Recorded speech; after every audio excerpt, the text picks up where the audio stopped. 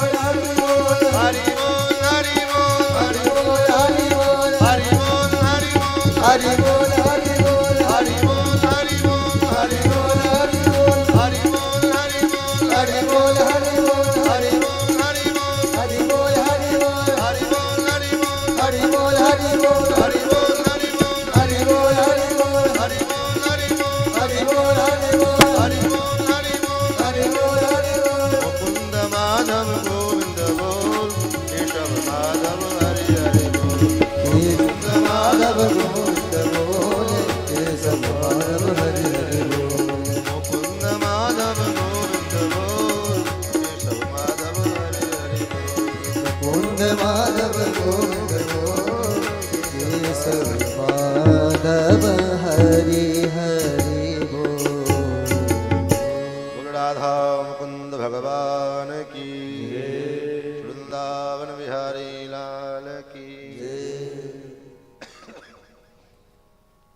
अनंत को ब्रह्मांडाधिनायक भक्तवांछा कल्पतरु स्वेतर समस्त वस्तु विलक्षण अकारण करुणा वृणालय शौशल्य वात्सल्य मार्दव आर्जव आदि गुणों के संदव नंदनंदन श्याम सुंदर श्री कृष्णचंद्र जिनकी अतिशय कृपा करुणा के फलस्वरूप हम सभी लोग इस पावन मास फाल्गुन मास में और इस पवित्र प्रांगण में भगवान के इस परम पवित्र गुणानुवाद ओंकार शास्वादन करने के लिए समुपस्थित हुए हैं। इस कथा के निमित्त यजमान हमारे डाक बाबू जी समस्त परिवार भगवत कथा रस रसिक धर्मानुरागी सज्जन वृंद भगवत प्रेम पद पथिक श्रद्धा वही माता जन सुस्नेहिल बंधुजन भगवान के ही महती कृपा करुणा के फलस्वरूप क्योंकि हम सब जानते हैं यह अवसर धन से नहीं हो सकता है, धन से उपलब्ध होने वाला नहीं है, ऐश्वर्य से भी उपलब्ध होने वाला नहीं। धनवान से अगर धन से होता तो संसार में बहुत सारे धनवान लोग हैं, उन्हीं को भगवान की कथा केवल मिलते और उन्हीं को केवल भगवान मिलते, बेचारे गरीब कहाँ जाते थे। यह गुण साधन ते नहीं होई, यह साधन से किसी भी प्रकार का जो साधन है यह साधन से संभव नहीं। तब तुम्हारे कृपा पाव को कोई, जिस पर भगवान की कृपा हो जाए, इस कथा को वही सुन सकता है जिसके ऊपर भगवान की कृपा होगी। जब तक उनकी कृपा न होवे तब तक ये कथा प्राप्त होना संभव नहीं है। नहीं तो क्या होगा? वो स्वामी जी महाराज मानस में कहते हैं ना, मान सरोवर एक तीर्थ है, उसका उपक्रम देते हुए कहते हैं कि मान सरोवर तीर्थ तक पहुंचना बड़ा कठिन कार्य है, सब नहीं पहुंच सकते। इसलिए मानसरोवर तीर्थ तक पहुंचना सबके बस की बात नहीं है। क्यों न? क्या दिक्कत है? अनेक प्रकार के पहाड़ पर्वत जंगल, महाराज कितना दुर्गम रास्ता है, बड़े बड़े जंगल हैं, बड़े बड़े कटीले मार्ग हैं, बड़े बड़े, उस जंगल में बड़े बड़े सिंह व्याघ्र आदि हिंसक जीव जंतु विराजमान हैं, कैसे जाए? और कदाचित इन सारे झंझटों को दूर करके पार करके आदमी अगर मानसरोवर तक पहुंच भी जाए तो वहां स्नान करना बड़ा कठिन है। पहुंचने के बाद क्यों स्नान नहीं कर पाएंगे? वहां कैसी बात करते हो? इतनी ठंडी पड़ती है, यहाँ इतना कम ठंडा पड़ता है, उतने में तो महाराज आदमी 15 दिन में एक बार नहाता है, और कदाचित नहाता भी है तो गीजर लगाओ, ये करो, पानी गर्म करो, ये लगाओ, ये करो, तुरंत जो है 100 बहाना चाहिए, व्यवस्था चाहिए। और वहां तो महाराज माइनस टेम्परेचर रहता है, तो इतनी ठंडी की कपड़ा खोलने का मन नहीं करे। किसी प्रकार से आदमी साहस करके कहेगा, अरे महाराज कोई बात नहीं, जरूरी थोड़ी घुस के नहावे, मंत्र स्नान कर ले, छींटा लेके चले आए, जल का छींटा लेके चले आएंगे, ये कर लेंगे, 10 बहाना बना करके, लेकिन स्नान करना बड़ा कठिन है। जड़ता जार विषम उर लागा, गयो न मज्जन पाव अभागा। जाने के बाद भी वहां मज्जन स्नान नहीं हो पाता है। तब उसी प्रकार ये कथा रूपी सरिता है, कथा रूपी मानसरोवर है। इस कथा रूपी मानसरोवर में भी प्राप्त आने के लिए बड़े बड़े जंगल, बड़े बड़े दुर्गम पहाड़ पर्वत है महाराज। कौन कौन है? बोले गृह कारज नाना जंजाला, ते अति दुर्गम शैल विशाला। घर के इतने काम धंधे महाराज, 7 दिन का समय है, उसमें भी कहते हैं क्या करें, किसी दिन चले जाएंगे, न्योता निमंत्रण जो है पूरा कर ले आएंगे, फॉर्मेलिटी पूरा करके चले आएंगे। नहीं जाएंगे तो डाक बाबू नाराज न हो जाए, जैसे डाक बाबू के ऊपर में कोई उपकार करेंगे। तो कारण गृह कार्य नाना जंजाला। और यहाँ आने के बाद भी जब आ गए तो कथा में कदाचित इतने सारे विघ्नों को पार करने के पश्चात चले भी आए, तब क्या होता है? बोले यहाँ आने के बाद भी जड़ता रूपी जाड़ा पकड़ लेती है। ये जड़ता रूपी जाड़ा क्या है? तो जड़ता रूपी जाड़ा है, पंडाल ठीक नहीं है, लाइट की व्यवस्था ठीक नहीं है, साउंड की व्यवस्था ठीक नहीं है, बैठने के लिए कुर्सी की व्यवस्था ठीक नहीं है। हम गए तो थे लेकिन पूछा तक नहीं एक बार, बैठने तक को नहीं कहा हमसे। ये क्या है? यही जड़ता रूपी जाड़ा है। भाई कथा सुनने के लिए हम आए हैं, यहाँ कोई पूछे चाहे ना पूछे, यहाँ तो हम अपना कल्याण करने के लिए आए, न कि यजमान का कल्याण।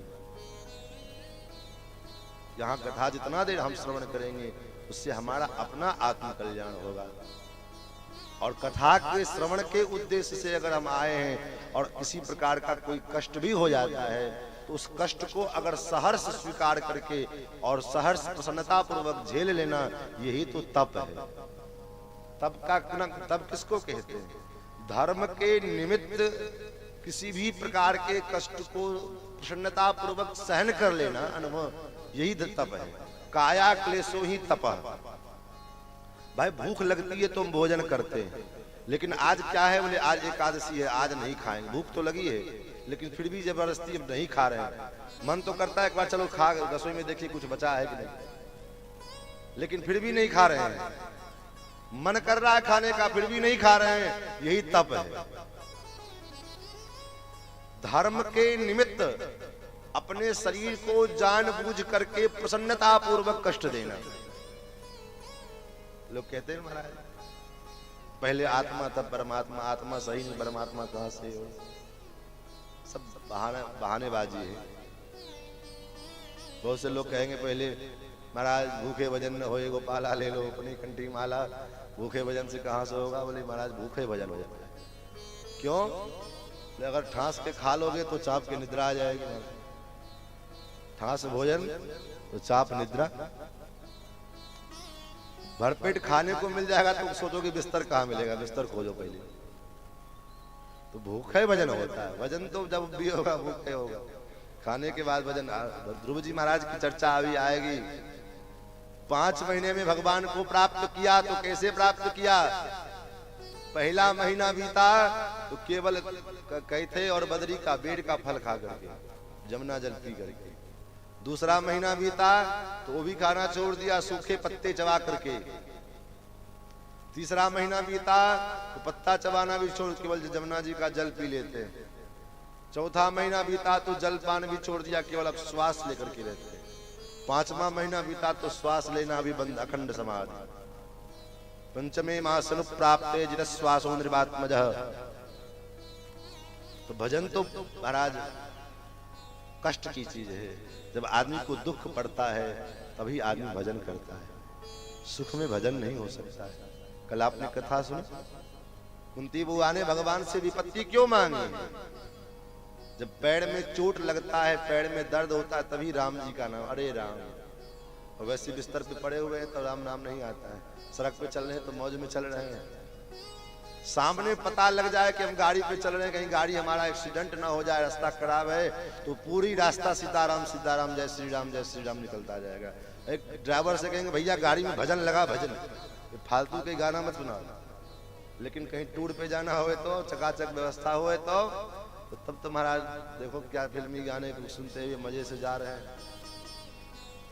तो आदमी भजन कब करता है? जब कोई डर होता है जी मन में, चाहे कष्ट होता है।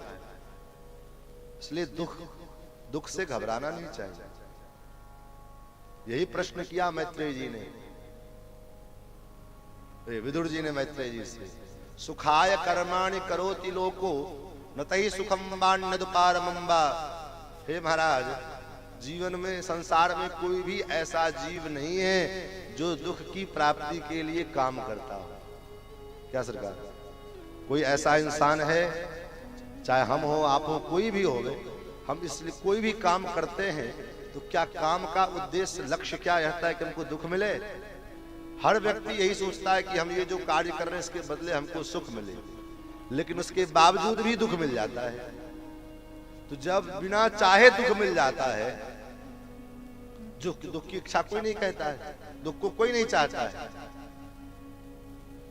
ऐसा क्यों? मैत्रेय जी मुस्कुराए और मैत्रेय जी ने कहा यही तो सही सच्चाई है। जीव को समझना चाहिए कि जैसे हम दुख नहीं चाहते हैं और फिर भी दुख मिल जाता है, उसी प्रकार हम सुख चाहे चाहे ना चाहे, उतना सुख जो हमारे भाग्य में लिखा है प्रारब्ध में मिलेगा। प्रहलाद जी ने भी यही कहा, दुख यथा दुख मयत्नतः, जैसे दुख के लिए कोई भी आदमी यत्न नहीं करता फिर भी जीवन में दुख आता है, उसी प्रकार से सुख के लिए भी यत्न करने की आवश्यकता नहीं है। अगर प्रयत्न करना है, साधन करना है, तो भगवान के लिए साधन करो कि हम भगवान कैसे मिलेंगे, भगवान की प्राप्ति हमें कैसे होगी, इसके लिए यत्न करना चाहिए। क्योंकि भगवान की प्राप्ति के लिए यत्न करना पड़ेगा, भगवान की प्राप्ति की इच्छा मन में उत्पन्न करनी पड़ेगी, तब भगवान मिलेंगे। गोस्वामी श्री बिंदु जी महाराज कहते हैं, उल्फत नशे का दिस्तम सच्चा सुरूर होगा, परमात्मा उसीदम हाजिर हुजूर होगा। जब तक मन में उल्फत नहीं होगी, इच्छा नहीं होगी, तब तक भगवान का मिलना कठिन है। तो भगवत प्राप्ति के लिए तो साधन करने पड़ेंगे, भगवत प्राप्ति के लिए आपको मन बनाना पड़ेगा, भगवत प्राप्ति की इच्छा करनी पड़ेगी। इच्छा करना है तो भगवान की इच्छा करिए। संसार के सुख अथवा दुख बिना इच्छा के भी आ सकते हैं। ये जो आपके प्रारब्ध में होंगे वो आपको मिलेंगे ही मिलेंगे, इसमें कोई आपत्ति, कोई दो राय नहीं है। नहीं मिला लिखा होगा तो जो गुरुदेव भगवान हमारे कहते हैं कि भाग्य में लिखा होगा तो भाग के आएगा, नहीं लिखा होगा तो आके भाग जाएगा। भाग्य में लिखा होगा तो भाग के आएगा, और नहीं लिखा होगा तो सामने से आकर के भाग जाएगा। जैसे उदाहरण परसों की कथा में आपने सुनी, आत्मदेव ब्राह्मण के प्रारब्ध में पुत्र का सुख नहीं लिखा था तो सन्यासी जी ने फल दिया। फल खाते अगर उनकी पत्नी तो निश्चित रूप से संतान होता, उसी फल का प्रभाव गोकर्ण जी पैदा हुए। लेकिन उनके प्रारब्ध में नहीं लिखा था, उनके भाग्य में नहीं लिखा था, तो वो पत्नी फल लेकर के, उनके हाथ में फल आने के बाद भी वो फल ले जाकर के गाय को दे दिया। तो महाराज संसार के सुख सुविधा, संसार के सुख अथवा दुख बिना यत्न किए आपके हमारे प्रारब्ध के अनुसार आते हैं, लेकिन भगवान के लिए प्रारब्ध पुरुषार्थ करना पड़ता है। भगवान के लिए प्राप्ति के लिए मन में इच्छा करनी पड़ती है, लालसा होनी पड़ती है। इसीलिए तो अब विचार करिए, दशरथ जी महाराज के यहाँ पर में भगवान पहले से पूर्व जन्म में ही वरदान दे करके बैठे हैं, मैं आपका पुत्र बन करके आऊंगा। मनु जी ने कहा चाहो तुम्हें समान सुत, भगवान ने कहा कि मैं अपने समान खोजने कहाँ जाऊंगा, आप सरिस खोजो कहाँ जाई, नृतब तनय होब में आई, मैं ही तुम्हारा बेटा बन करके आऊंगा। अब भगवान वचन दिए हुए हैं, फिर भी 60,000 वर्ष बीत गया, अभी तक बेटा बन करके नहीं आए। क्यों नहीं आए? इसलिए नहीं आए कि दशरथ जी के मन में अभी तक लालसा ही नहीं हुई, इच्छा ही नहीं हुई। और जब इच्छा हुई, अरुंधति मैया के माध्यम से इच्छा उत्पन्न हुई, गुरु जी के पास गए, मन में ग्लानि हुई कि मेरे कोई पुत्र नहीं है, तो गुरुजी के पास में गए तो क्या हुआ, बोले गुरुजी जग करवाए और 4 रूपों में भगवान प्रकट हो गए। तो लालसा तो होवे, मन में कामना तो होवे, कैसी कामना होवे, कथा सुनने का फल यही है। कथा सुनने का एक फल ये भी है।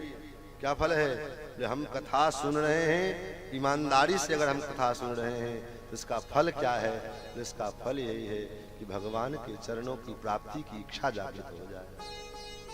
जैसे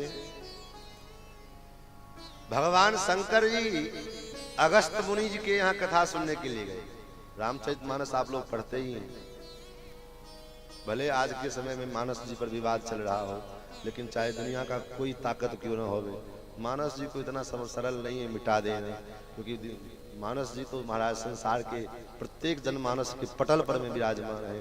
किताब फाड़ दोगे, किताब जला दोगे, लेकिन मानस हृदय से कहां से निकाल दोगे।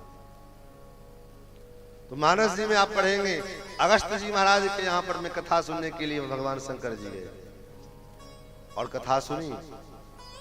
अगस्त जी ने कथा सुनाई और कथा सुन करके जब भगवान शंकर चलने लगे हैं तो क्या इच्छा है, हृदय विचारत जात हर के विधि दर्शन होय। मन में विचार करते हुए जा रहे हैं, हे प्रभु किस प्रकार से आपका दर्शन होवे। क्यों, भगवान ने कहा, प्रभु भोले बाबा, हे भोलेनाथ, आपको तो पता है कि मेरा अवतार हो चुका है, आओ आकर के दर्शन कर लो मेरा। भोलेनाथ ने कहा, महाराज मैं आपका दर्शन करने के लिए आऊंगा, आपको प्रणाम करूंगा तो लोग समझ नहीं जाएंगे, आपकी लीला पकड़ी नहीं जाएगी कि आप भगवान हो, सब आपको जान जाएंगे। भगवान मुस्कुराए और ठाकुर जी ने कहा, बाबा मेरे मुझे जानना इतना सरल है क्या, मेरी माया बड़ी विचित्र है, मुझे जानना इतना सरल नहीं है। आप संसार के लोगों को तो बाद में जनाना कि मैं भगवान हूं, पहले अपने पत्नी से मनवा लो कि मैं भगवान हूं। संसार के लोगों को जनाने की बात दूर की छोड़ो, आप अपने पत्नी को मना लो कि मैं भगवान हूं, तुम्हारी पत्नी मान जाए तो मैं मान लूं कि हाँ ठीक है, तुमने प्रणाम किया, मेरा भेद खुल गया। और यही हुआ, भगवान शंकर जी ने प्रण और सुनने दोनों का उद्देश्य यही है। आज इतनी कथाएं हो रही हैं, मैं बार बार कथाओं में कहता हूं, लेकिन कथा का जो लाभ मिलना चाहिए वो नहीं मिल पाता है। कारण क्या है, कथा का उद्देश्य गलत हो गया है। कथा कहने का भी उद्देश्य और कथा सुनने का भी उद्देश्य, दोनों में दोष आ गया। कथा सुनाने वाला सोचता है हम कितना अधिक से अधिक धन कमा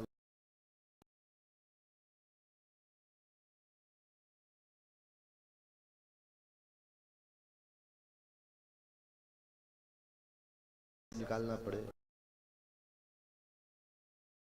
को, इन सब स्वरूपों को तुम मन में बड़ा ग्लानि होता है कि कथा का स्वरूप कितना बिगड़ गए और लोगों को भी वही अच्छा भी लगता है। अच्छी बात है, झांकी है, स्वरूप है, अच्छी बात है, लेकिन उसका एक अलग स्थान है और कथा का एक अलग मर्यादा है। हर चीज अपनी मर्यादा में रहे वही अच्छा लगता है। लेकिन हम सोचते हैं कि हमारे सामने वाला हम मर्यादा में रहे चाहे ना रहे, बाकी हमारे साथ सब मर्यादा में रहे। ठंडी अपनी मर्यादा में रहे, गर्मी अपनी मर्यादा में रहे, बरसात अपनी मर्यादा में रहे, हम मर्यादा में न रहे। क्या थोड़ी ठंडी बढ़ जाती है तो परेशान हो जाते हैं, थोड़ी गर्मी बढ़ जाती है तो परेशान, थोड़े बरसात ज्यादा हो गया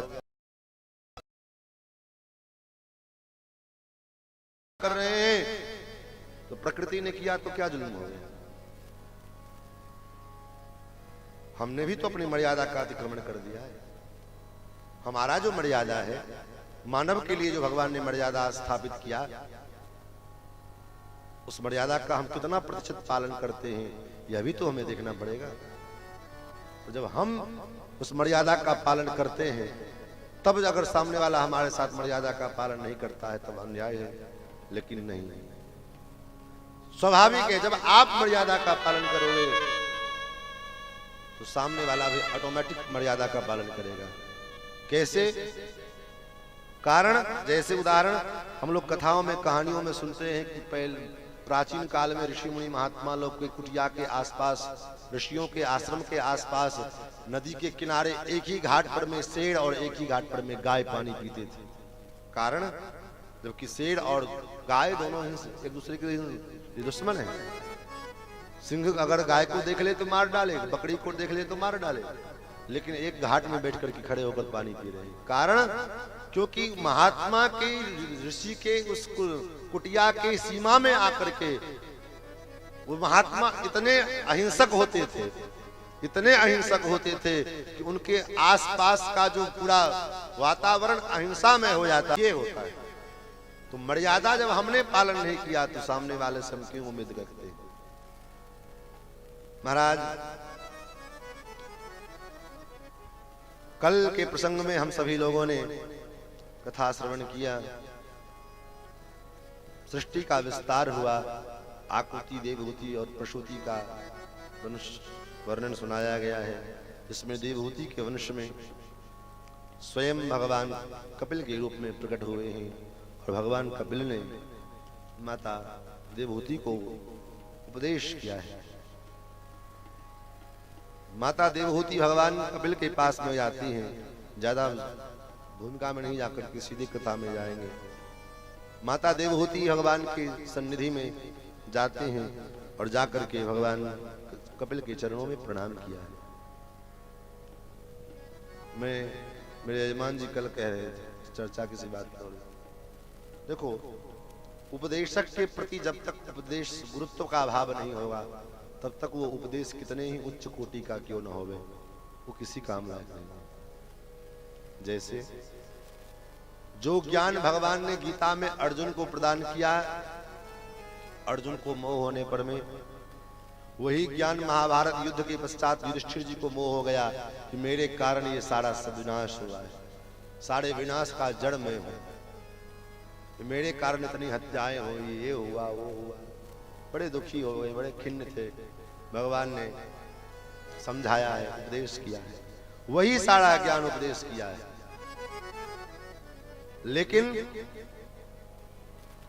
युधिष्ठिर जी के हृदय में वो ज्ञान स्थिर नहीं हो रहा है। क्यों नहीं टिक पा रहा है? उपदेश तो बड़ा सुंदर है, लेकिन घूम फिर करके युधिष्ठिर जी के मन में भाव आ जाता है, कैसे भी है मेरे भाई है, छोटा भाई है, ये क्या बस सिखाएगा हमको।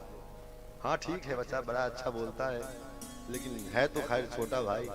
बस जो ऐसे मन में आते हैं, बस सारा उपदेश मान। उसी प्रकार जब हम किसी से उपदेश प्राप्त करें, कोई शिक्षा प्राप्त करें, तो सोचे कि ऐसा ये क्या हमको बताएंगे, इतने अवस्था, इतनी छोटी उम्र के। तो आप विचार करिए, जब सुखदेव जी कथा सुनाने के लिए चले, उस कथा के श्रोता में सुखदेव जी के पिता श्री वेदव्यास जी महाराज भी विद्यमान हैं। कल आपने सुना ना, पितामह पराशर महर्षि विद्यमान हैं। प्रपितामह की कौन के वृद्ध प्रपितामह श्री वशिष्ठ जी महाराज विद्यमान हैं। और जब सुखदेव जी आए तो सब उठ करके खड़े होकर के अभिवादन करने लग गए। अब विचार करिए, अगर वहां अगर ये होता कि भाई पोता के दादा परदादा के सामने पोता कैसे कथा सुनावे, तब कैसे होता काम। लेकिन सब झुक करके अभिवादन भी कर रहे हैं, प्रणाम, मन से प्रणाम भी कर रहे हैं, क्योंकि सुखदेव जी के रूप में साक्षात भगवान हरि है। इसलिए कहा उपदेशक के प्रति जिस समय वो उपदेशक उपदेश कर रहा है, उतने कम से कम उतने देर के लिए तो निश्चित रूप से वो साक्षात कौन है। व्यास के विषय में कहा गया, अचतुर्वदनो ब्रह्मा दिवाकर परो हरि अभाल लोचन संभर भगवान बादरायण। वह भले ही त्रिनेत्र नहीं है उसके, लेकिन त्रिनेत्र भगवान शंकर के समान है। भले ही उसके एक ही मुख हैं, लेकिन चतुर्मुख ब्रह्मा के समान है। भले वो उसके दो ही भुजा हैं, लेकिन चतुर्भुज नारायण के समान है। दिखने में वो ऐसा लगता है, लेकिन प्रार्थना तो हम रोज करते हैं। गुरु ब्रह्मा गुरु विष्णु गुरुदेवो महेश्वर गुरु साक्षात परब्रह्म तस्मै श्री गुरुवे नमः। स्तुति तो रोज करते हैं, सब करते हैं, लेकिन क्या इसका मतलब क्या होता है, कभी जाना है हमने? गुरु ब्रह्मा जी हैं, गुरु विष्णु जी हैं और गुरु शंकर हैं। क्यों? क्योंकि गुरु ब्रह्मा जी क्या करते हैं? ब्रह्मा जी सृष्टि का विस्तार करते हैं, सृष्टि को बनाते हैं। तो गुरु जी क्या करते हैं? बोले अपने वाणी के द्वारा उस शिष्य के हृदय में ज्ञान की उत्पत्ति कर देते हैं। ये काम ब्रह्मा जी का, उत्पत्ति करने का काम ब्रह्मा जी का। और वो गुरु जी और ब्रह्मा जी का तो काम कच्चा होता है। ब्रह्मा जी का उत्पत्ति किया हुआ सृष्टि का विकास में संहार हो जाता है, विनाश हो जाता है। लेकिन गुरु जी के द्वारा उत्पन्न जो ज्ञान है, वो ज्ञान का एक बार शिष्य के हृदय में जो है रोपण हो गया तो फिर वो ज्ञान कभी समाप्त नहीं होता। इसलिए गुरु जी ब्रह्मा जी के समान है। उसके बाद आता है भगवान शंकर के समान है गुरु जी। शंकर का काम क्या है? बोले शंकर जी का काम है संहार करना। तो गुरु जी कैसा संहार करते हैं? बोले गुरु जी संहार करते अपने ज्ञान के द्वारा शिष्य के हृदय के भीतर में जितने अज्ञान है, उस अज्ञान रूपी अंधकार का नाश कर देते हैं। और ये तीन काम गुरु जी अकेले करते हैं। इसलिए गुरु ब्रह्मा, गुरु साक्षात परब्रह्म, गुरु साक्षात परब्रह्म है। लेकिन स्तुति तो हम करते हैं, स्तुति करने के बाद सब भूल जाते हैं, केवल वाणी में रह जाता है। वाणी से केवल काम नहीं चलेगा। माता देवहूति ने भगवान को जबकि पुत्र हैं उसके बावजूद भी प्रणाम किया है, क्योंकि वो जानते हैं कि इन्हीं के उपदेश से, क्योंकि ये साक्षात भगवान के स्वरूप हैं और इन्हीं के उपदेश से मेरा कल्याण होगा। तो माता देवहूति भगवान की शरण में जाती है। तम तागता हम शरणं शरण्यं, त्वं तागता हम शरणं शरण्यं, स्वभृत्य संसार तरो कुठारं, स्वभृत्य संसार तरो कुठारं, जिज्ञासयाहं प्रकृते पुरुषस्य, जिज्ञासयाहं प्रकृते पुरुषस्य, नमामि सद्धर्म विदां वरिष्ठं, नमामि सद्धर्म विदां वरिष्ठं, नमामि सद्धर्म विदां वरिष्ठं। हे प्रभु, तांतागताहम, मैं आपकी शरण में आया हूं। तंतागताहम शरणं शरण्यं, स्वभृत्य संसार तरो कुठारम। किस लिए आए हूं? इसका कारण क्या है? उद्देश्य लेकर के आए हो, कुछ लक्ष्य लेकर के आए। गुरु के पास, संत के पास, आचार्य के पास जाइए तो लक्ष्य लेकर के जाइए। लक्ष्य कैसा होवे? ये लक्ष्य ना होवे कि हमारा दुकान इतना कम चलता है, थोड़ा और बढ़ जाए, हमारा व्यापार थोड़ा बढ़ जाए, हमारा बेटा सुखी हो जाए, हमारा नाती सुखी हो। ये सब लक्ष्य लेकर के मत जाइए। तब बोले लक्ष्य लेकर के जाना है तो उनके पास में यही लक्ष्य लेकर के जाओ, हे प्रभु मेरे जीवन में भगवान की प्राप्ति कब हो। आचार्य रामकृष्ण परमहंस जी के पास स्वामी विवेकानंद जी पहुंचे तो लक्ष्य क्या रखा? भगवान कब मिलेंगे, कैसे मिलेंगे। परिणाम क्या हुआ? आज सब जानते हैं स्वामी विवेकानंद, विश्व में कौन ऐसा होगा जो नहीं जानता होगा उनको, क्योंकि उन्होंने पहला लक्ष्य अपने गुरु के सन्निधि में रखा। तो ऐसा लक्ष्य रखा, लक्ष्य हमारा ऐसा होवे जिस लक्ष्य से हमारा कल्याण होवे और लक्ष्य में हमारा मन लगा रहे। लक्ष्मण जी क्या, लक्ष्मण जी का नाम क्यों लक्ष्मण पड़ा है? लक्ष्मण जी का नाम क्यों लक्ष्मण है? क्योंकि उनका मन हमेशा अपने लक्ष्य में लगा होता है। लक्ष्मणो लक्ष्मी संपन्नः वही प्राण इवापरः। महर्षि वाल्मीकि लिखते हैं कि लक्ष्मण कौन है? जो लक्ष्मी से संपन्न है। कैसी लक्ष्मी? बोले भगवान के चरणारविंद रूपी धन की लक्ष्मी को उन्होंने पकड़ रखा है और इसलिए वो लक्ष्मण है। तो महाराज जिज्ञास्याम प्रकृते पुरुषस्य, मेरी जिज्ञासा है कि प्रकृति किसको कहते हैं, पुरुष किसको कहते हैं, प्रकृति और पुरुष में भेद क्या है। और आपके जो भृत्य हैं, आपके जो भक्त हैं, आपके भक्तों के जीवन के जो तरु हैं, संसार रूपी जो वृक्ष है, इस संसार रूपी वृक्ष को काटने का कुठार क्या है, ताकि उसके जीवन से संसार रूपी वृक्ष का निर्मूलन हो जाए और वो निश्चित होकर के, स्वच्छंद होकर के आपकी भक्ति कर सके। इसका उपाय क्या है? भगवान मैया ने प्रश्न किया। फिर भगवान मुस्कुराए और भगवान कहते, मैया इसका उपाय है। क्या उपाय है?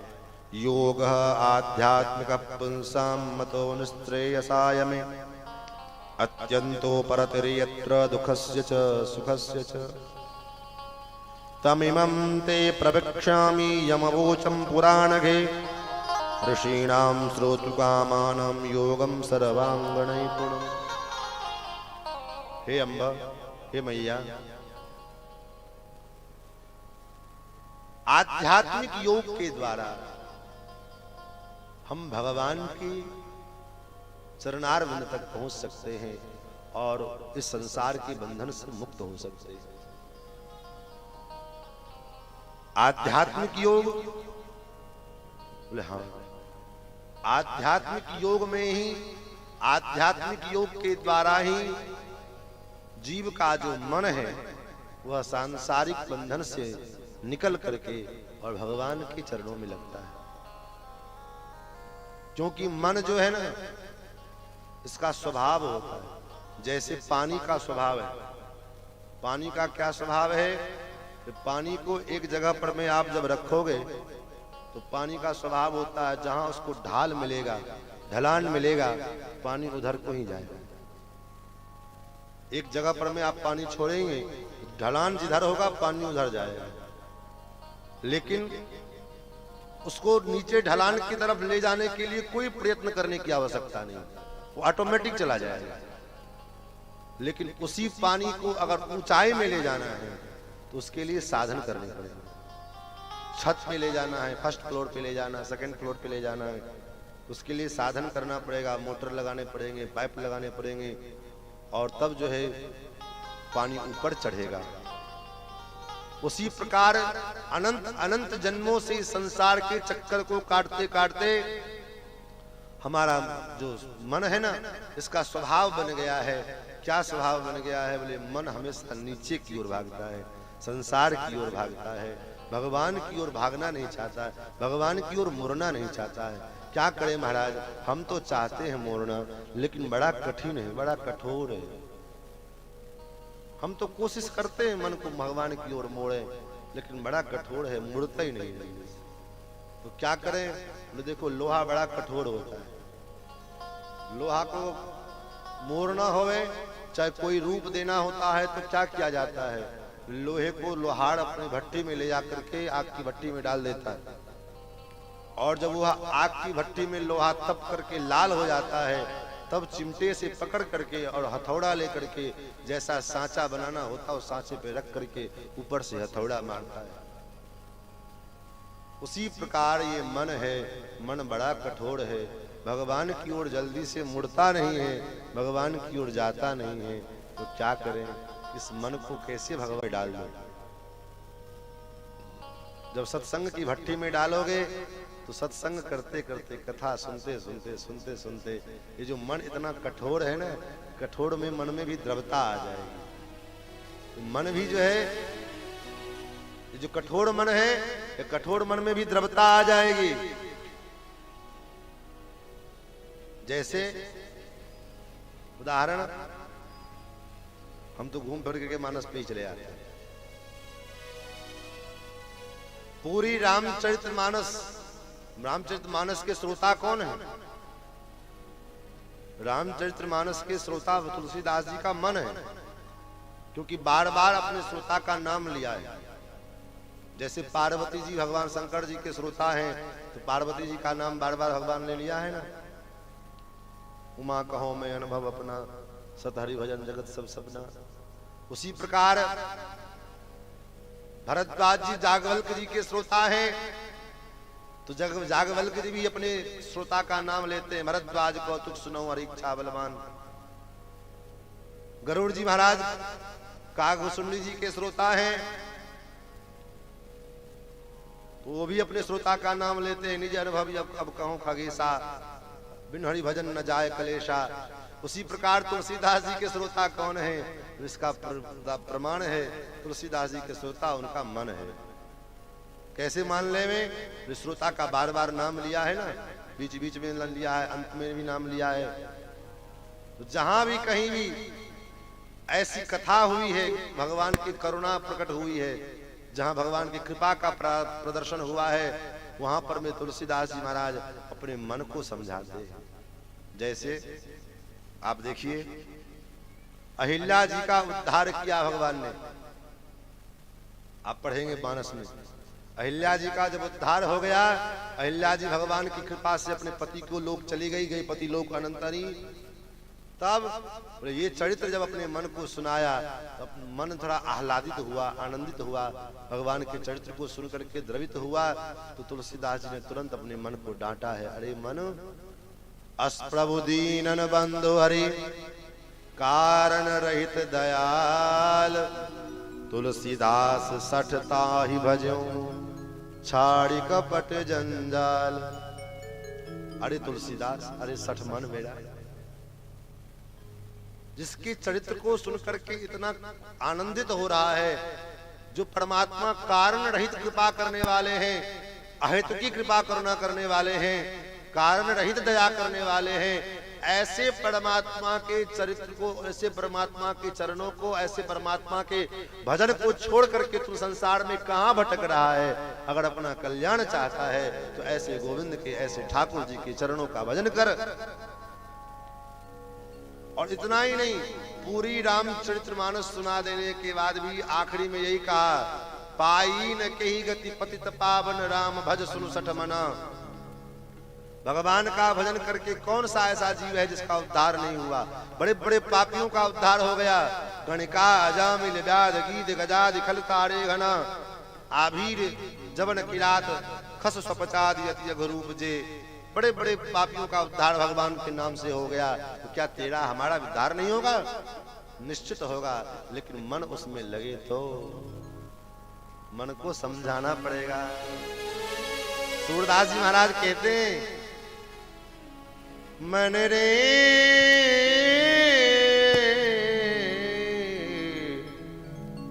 कृष्ण नाम कहीं लीजे, बाके बिहारी कह लीजे। मन रे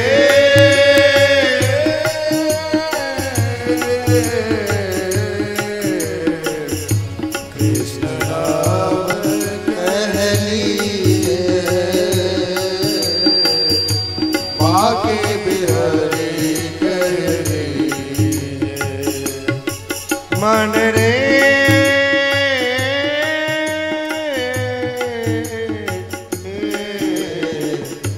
कृष्ण नाम कह लीजिए, बाके बिहारी कह लीजिए।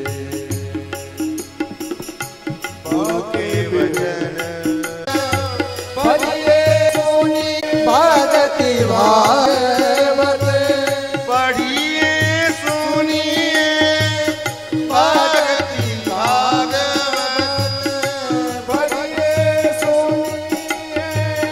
भागति भागवत।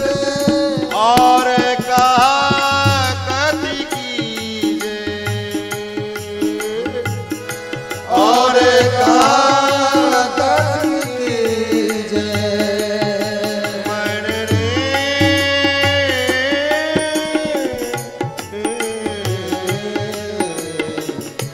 कृष्ण नाम कहीं लीजे,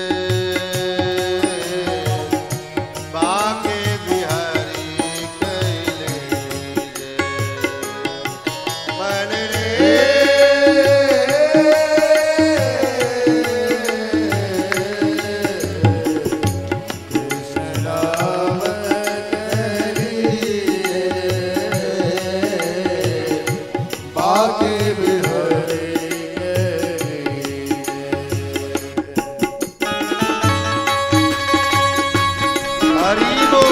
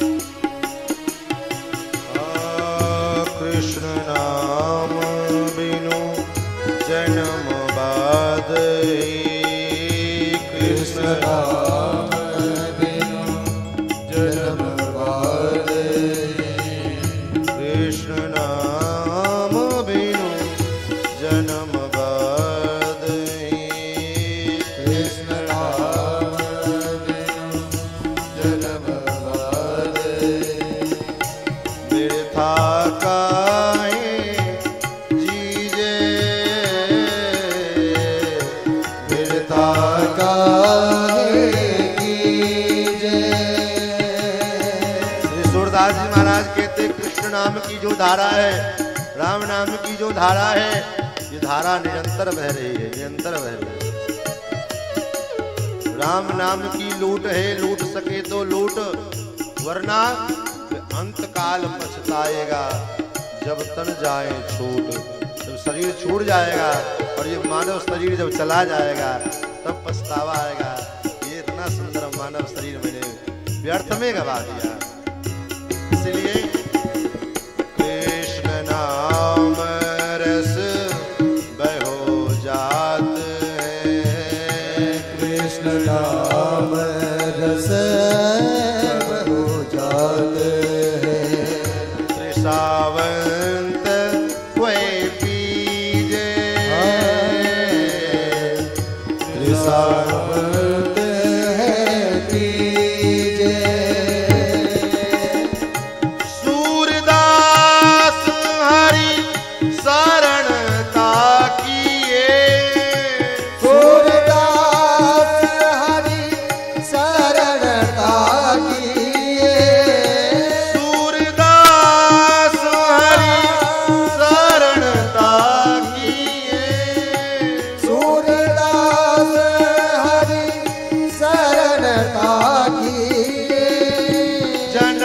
सफल कर लीजे,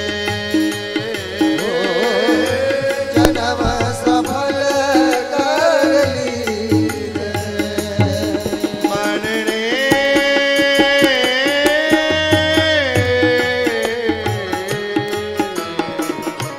कृष्ण नाम कह लीजे, बाके बिहारी मन रे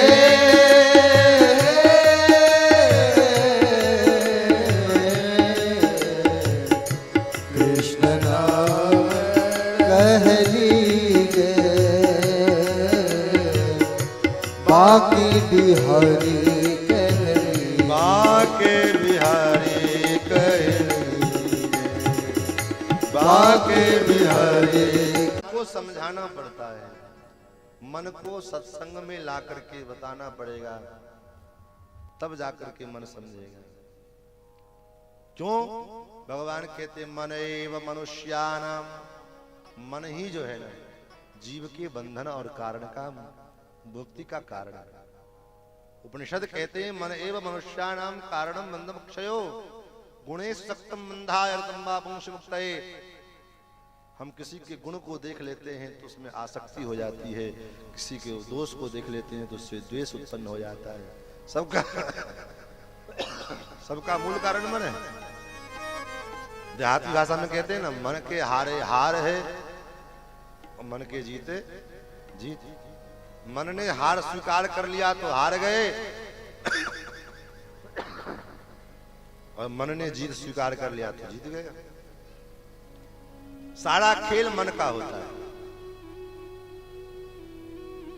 हम सोचते हैं कि क्या करें, ये बेटा ये बेटी ये सब, ये कौन कहाँ से होता है? ये मन से होता है। विवाह से पहले लड़का लड़की एक दूसरे को जानते तक नहीं। आज की बात अलग है कि सब बातचीत हो जाए, लेकिन जो परंपरा रही अपने सनातन धर्म की, अपने हिंदू धर्म की, विवाह से पूर्व लड़का लड़की एक दूसरे को जानते तक नहीं। लेकिन जैसे विवाह हुआ, पिता ने कन्यादान किया, विवाह की रीत पूरी हुई, उसी क्षण जो है कन्या अपने मन में ये गांठ बांध लेती है कि ये मेरे पति हैं, और पति अपने मन में बिठा लेता है कि ये मेरी पत्नी है। और न उस लड़की के साथ उस लड़के का कोई रक्त का संबंध है, न उस लड़की का उस लड़के के साथ रक्त का संबंध है, दूर दूर तक कोई संबंध नहीं है। लेकिन मन ने स्वीकार कर लिया। ये संबंध क्या है? मन का संबंध है। मन ने मान लिया तो परिणाम क्या होता है? पत्नी के दुख में पति दुखी हो जाता है, पति के दुख में पत्नी दुखी हो जाती है। लेकिन ये किसके कारण होता है? बोले मन के कारण। लेकिन मन अगर मान ले, क्या मान ले वे? क्योंकि संसार में जो कुछ भी है सब स्वार्थ का संबंध है। वेद भगवान कहते हैं, श्रुति भगवती कहती है, संसार में हम लोग कहते हैं ना कि पति पत्नी का प्रेम बड़ा निस्वार्थ प्रेम होता है। पति पत्नी का प्रेम भी निस्वार्थ नहीं है। क्यों? ये बात अगर मैं कहूं तो कोई बात नहीं, भगवान वेद भगवान क्या कहते वेद भगवान? नवा अरे पत्युकामाय पति प्रियो भवति। पति इसलिए पति प्रिय है कि पति है, ऐसा नहीं। तब आत्मनस्तु कामाय पति प्रियो भवति। अपने आत्म सुख की कामना के कारण पति प्रिय होता है। पति के साथ अपना सुख बना हुआ है, वो सुख समाप्त हो जाए, महाराज डाइवोर्स की नौबत आ जाती है। कोर्ट में डाइवोर्स क्यों होता है? आत्मा के अपना जो सुख है, उस सुख की इच्छा, उस सुख की पूर्ति नहीं होती है, तो आदमी सोचता चलो इससे अच्छा झंझट अलग ही हो जाए। वही सूत्र पति के ऊपर लागू होता है। पत्नी इसलिए प्रिय नहीं है क्योंकि वो पत्नी है। आत्मनस्तु कामाये जाया प्रिया भवति। पत्नी एक दिन ठीक से भोजन ना देवे, दूसरे दिन खोपड़ी फुटोबल महाराज हो जाए। किस लिए तुमको घर में रखा है? इतना हम कुछ करते हैं, क्यों करते हैं? काहे के लिए करते हैं? एक वक्त भोजन नहीं दे सकती है।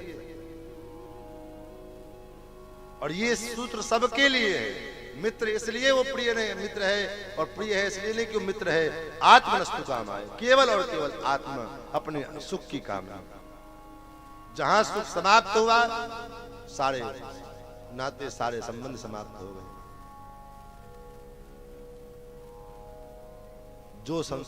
जो आदमी जीवन भर कड़ी मेहनत करके घर मकान महाराज एक से एक बिल्डिंग बनाता है, दुकान फर्स्ट क्लास इटालियन और पता नहीं कौन कौन मार्बल लगाता है, क्या लगाता नहीं भगवान जाने।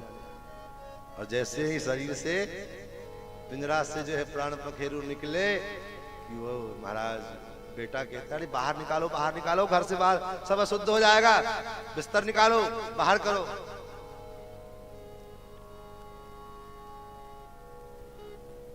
जिनके ऊपर में जिन पर रक्त बहाए जलसम,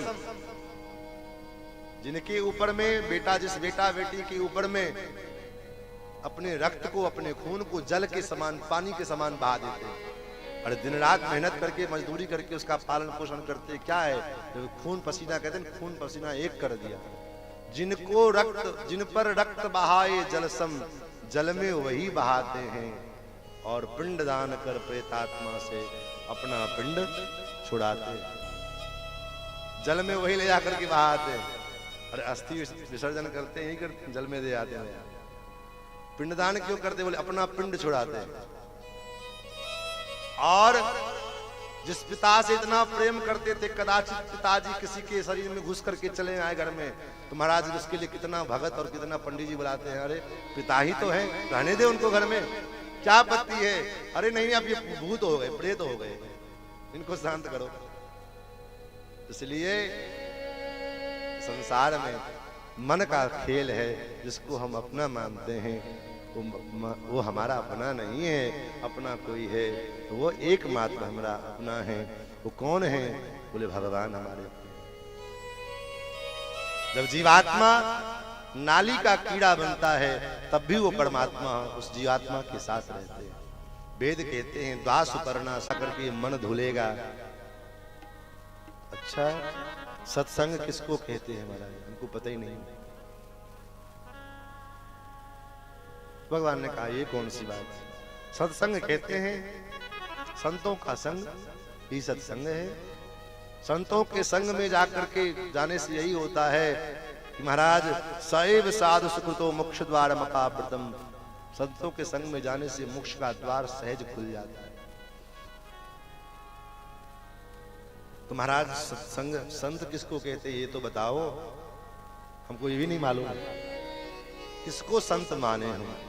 जो मोटा तिलक लगावे उसको संत माने, जो लाल पीला कपड़ा पहने उसको संत माने, जो मोटी जटा रखावे उसको संत माने, जो मोटी सिखा रखावे उसको संत माने, जो कपड़ा ना पहने वो संत, पूरे कपड़ा पहन करके रहे वो संत। किसको संत समझे?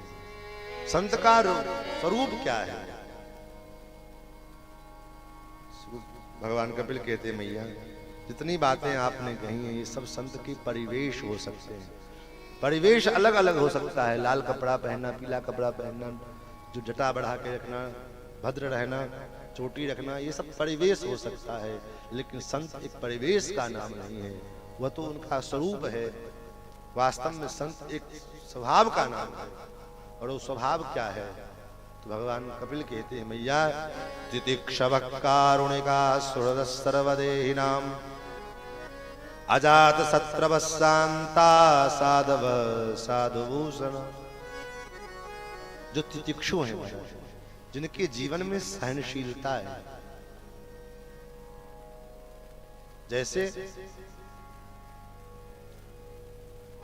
जिम कुठार चंदन आचरणी, जैसे कुल्हाड़ी और चंदन का संबंध है।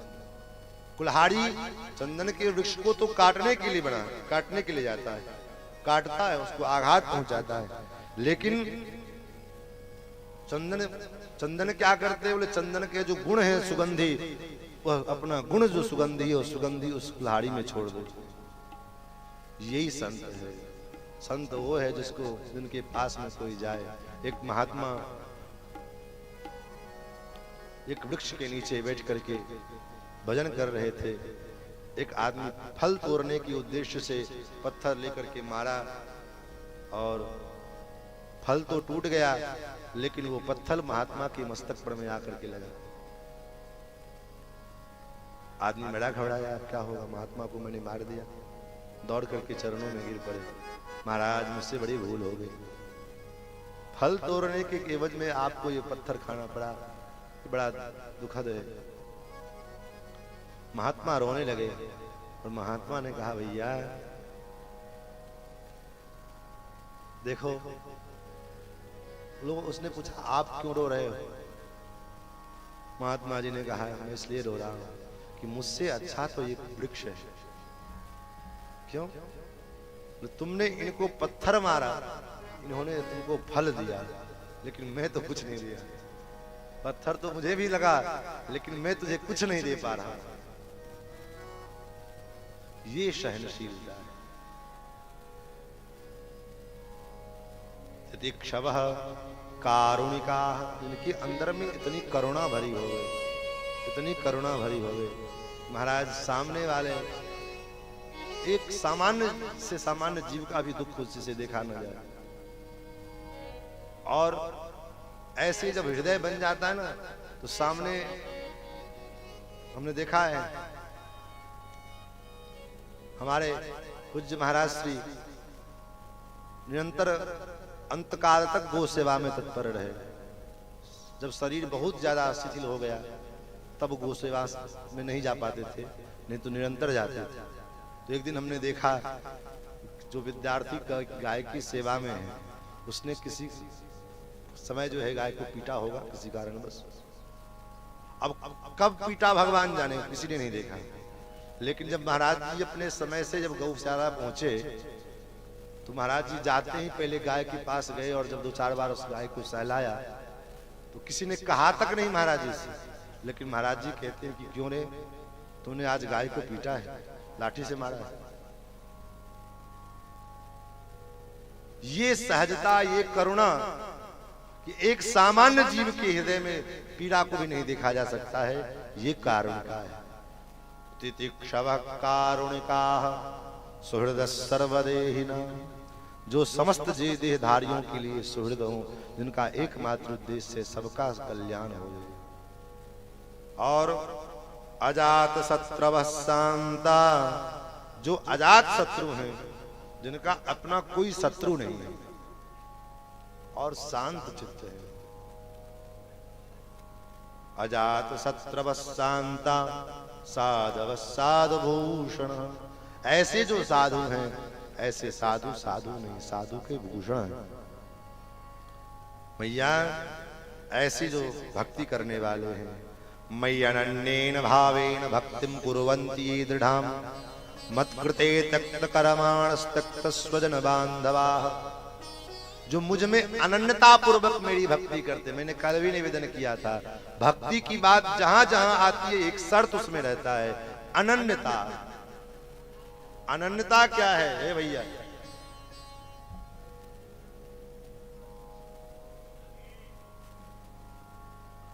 अनन्यता मतलब नो अन्य इति अनन्य, भगवान के अतिरिक्त कोई अपना जिसके भरोसे हम न रहे, एकमात्र आश्रय, एकमात्र आधार, जिसको कहा गया सिया राम ही उपाय और सिया राम ही उपेय। भगवान ही उपाय भी हैं, भगवान ही साधन भी हैं और भगवान ही साध्य भी हैं। साधन और साध्य दोनों भगवान। भगवान से कुछ, भगवान को प्राप्त करना है तो भगवान से ही मांगना है, भगवान को भी प्राप्त करना है तो भगवान से मांगना है। जिसके लिए भी कहीं अन्यत्र जाने की जरूरत नहीं है। गोपियों ने भगवान से ही तो किया, गोपियां भगवान को प्राप्त करना चाहती थी, लेकिन साधन किसको बनाया? दुर्गा जी को, कात्यायनी जी को। भगवान ने कहा को अभी परीक्षा लेंगे, पहले तुम्हारा व्यवहार साधन ठीक नहीं है भाई, मुझको चाहती हो तो मुझसे ही मांगो, मुझसे ही चाहो, किसी और से के पास जाने की जरूरत नहीं है भाई। सीधी बात है, कोई आदमी बड़ा धनवान होवे और उसका बेटा 10-20 रुपये के लिए किसी और व्यक्ति से मांगने जाए, किसी और व्यक्ति के पास जाए कि मुझे 10-20 रुपया चाहिए, दे दो, और ये बात उस पिता को पता चले कि मेरा बेटा 10 रुपये के लिए हाथ फैलाता है और वो भी उसके पास जिसकी कोई आय का औकात नहीं है मेरे सामने, उस पिता को क्या कष्ट नहीं होगा? उसी प्रकार हम उस परब्रह्म परमात्मा के संतान हैं, उस परब्रह्म परमात्मा जो हमारे पिता हैं उनके हम अंश हैं, संतान हैं, और उनके होते हुए तब जाकर के हम किसी अन्य देवी देवता के पास में भीख मांगने जाएं, हाथ फैलाने के लिए जाएं, ये दे दो, वो दे दो, ये दे दो, तो भगवान को खराब बुरा नहीं लगेगा? भगवान कहेंगे मेरा बेटा मुझसे आकर के ना मांग करके और संसार के देवता फला से मांगता है, चिल्ला से मांगता है। एक तो मांगो मत, बुद्धिमानी तो यही कि किसी से कुछ मांगो ही मत, लेकिन अगर मांगना भी है तो अकाम सर्व कामो वा मोक्ष कामोदारधि तीव्रेण भक्ति योगेन जेत पुरुषम परम। अगर कुछ चाहिए भी होवे तो भगवान से जाकर कहो। क्यों? क्योंकि भगवान के पास में एक ऐसी छड़ी है महाराज, ऐसी जादू जड़ी है कि भगवान के पास में अगर हम मांगने के लिए जाते हैं तो भगवान उस वस्तु को दे तो देते हैं, लेकिन भगवान फिर ऐसी कृपा कर देते हैं कि दोबारा फिर आज आपके मन में कितना भी कामना क्यों ना, सब कामना वही समाप्त हो जाती है, वही सारी कामना मिट जाती है। भगवान क्या कर देते हैं? इच्छा विधानम निज पाद पल्लवम। भक्त के हृदय में, भक्त कोई जब भगवान के पास जाता है कुछ याचना करने के लिए तो भगवान कहते हैं ठीक है कोई बात नहीं, आओ, और देख लेते हैं कि ये वर देने योग्य है कि नहीं है, ये वरदान प्राप्त करने योग्य है कि नहीं है। और अगर वो प्राप्त करने योग्य है तब तो भगवान दे देते हैं, और अगर वो वरदान प्राप्त करने योग्य नहीं है तो भगवान नहीं देते हैं। ये भी बात है। अगर वो उस वरदान को प्राप्त करके आपका हित होने वाला होगा तब तो भगवान देंगे, और अहित होने वाला होगा तो नहीं देंगे। जैसे उदाहरण स्वरूप नारद जी महाराज भगवान के पास में गए और हरिसन मांगो सुंदरताई, ब्याह करने का मन हुआ तो कहा भगवान से सुंदरता दे दो। भगवान ने देखा अगर आज मैं नारद को सुंदर बना दूंगा तो मेरा नारद जीवन भर के लिए बंदर बन जाएगा। क्यों? क्योंकि नारी विवश नर सकल गोसाई, नाचे नट मड़कट की नाही। आज मैंने अगर नारद को सुंदरता दे दिया तो विवाह हो जाएगा, विवाह हो जाएगा तो दुल्हन के चक्कर में जीवन भर नाचता रहेगा। इससे अच्छा है तो क्या करें? तब तक नारद जी ने कहा, क्या कहा? पहले तो कहा सुंदरता दे दो, लेकिन नारद जी कहते महाराज जही विधि होई है, जही विधि होय नाथ हित मोरा, करो सुवेग दास में थोड़ा। यही कहना भी चाहिए भगवान से। अगर कुछ कहना है भगवान से तो यही सूत्र है आपको मैं दे रहा हूं। मानसी का पारायण भी करिए, नवाब पारायण करो, मास पारायण करो, भगवान के चौपाई में अगर संपुट लगाना हो तो यही सूत्र है। जेहि विधि होय नाथ हित मोरा, जेहि विधि होय नाथ हित मोरा, जेहि विधि होय नाथ हित मोरा, जेहि विधि होय नाथ हित मोरा, करऊं सुबेगी दास में तोरा, करऊं सोवेगी दास में तोरा, करऊं सुबेगी दास में तोरा, जेहि विधि होय नाथ हित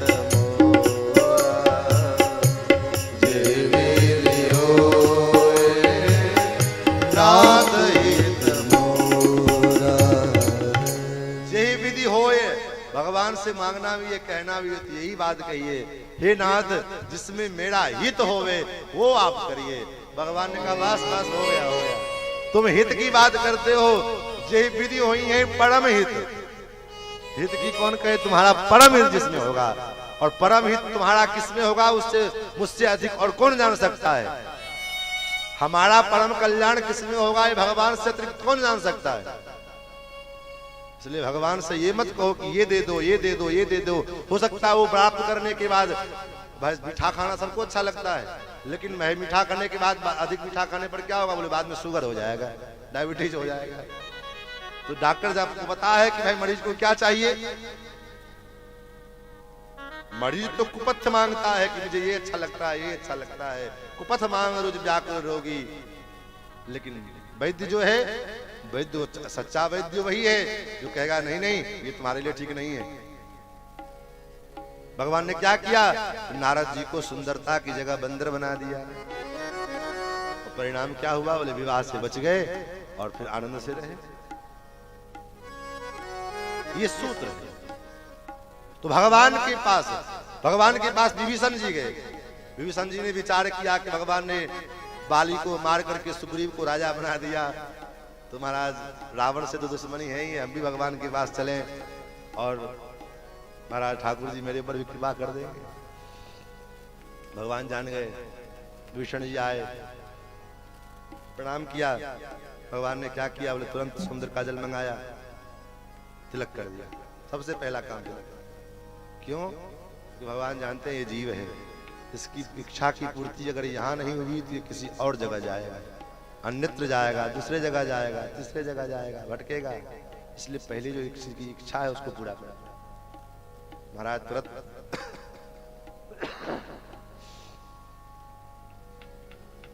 तुरंत जो है सिंहासन राज तिलक किया। लंका के सिंहासन पर बिठा दिया।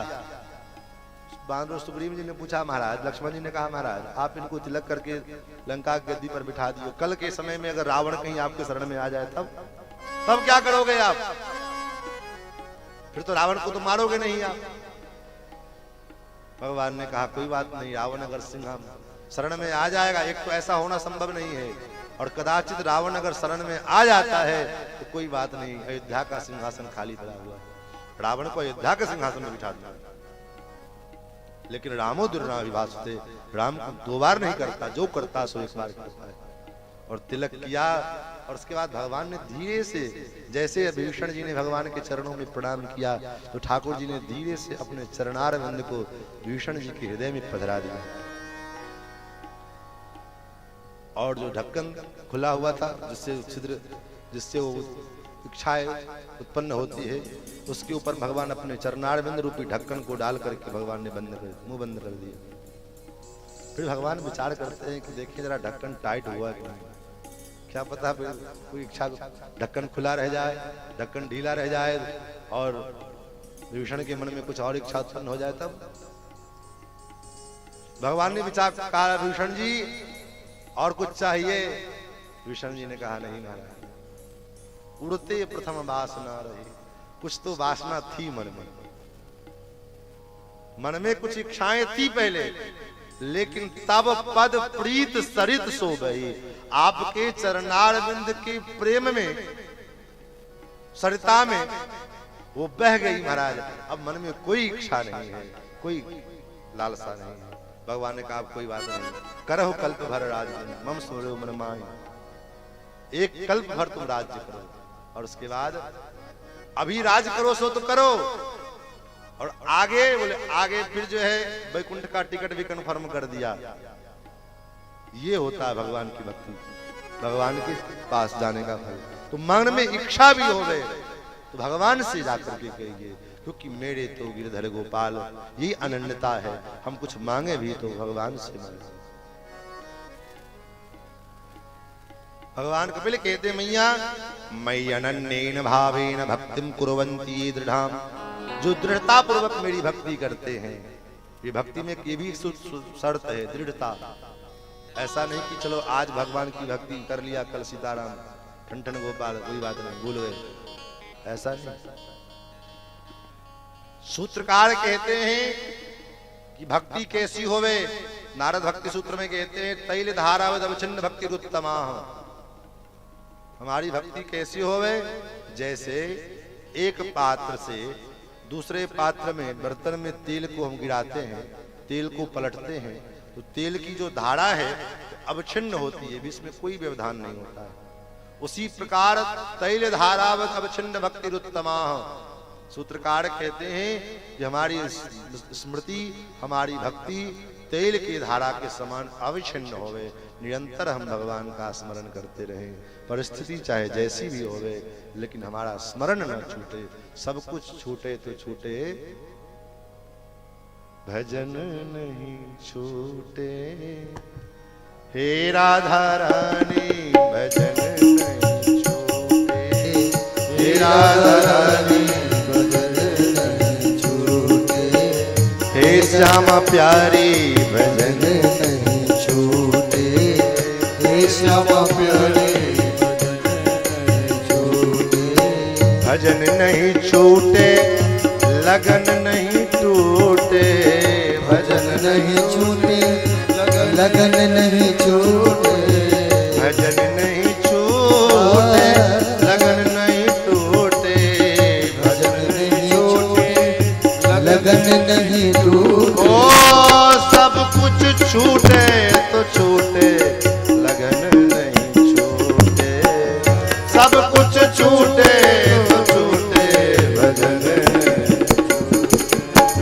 हे राधा रानी भजन नहीं छूटे, हे राधा रानी भजन नहीं छूटे, हे श्याम प्यारी भजन नहीं छूटे, हे श्याम प्यारी।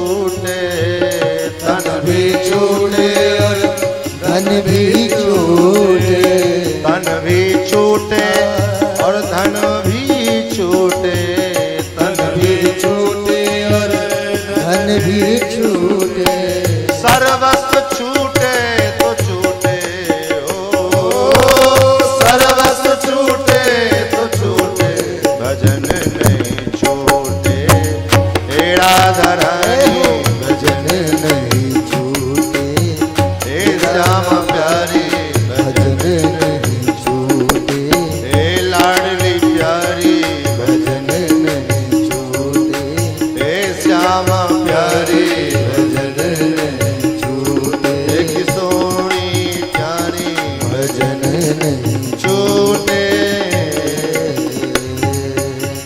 सब कुछ छूट जाए लेकिन भगवान का भजन न छूटे। लेकिन यहाँ क्या होता है, बोले सब कुछ रहे भजन भले भाड़ में चला जाए।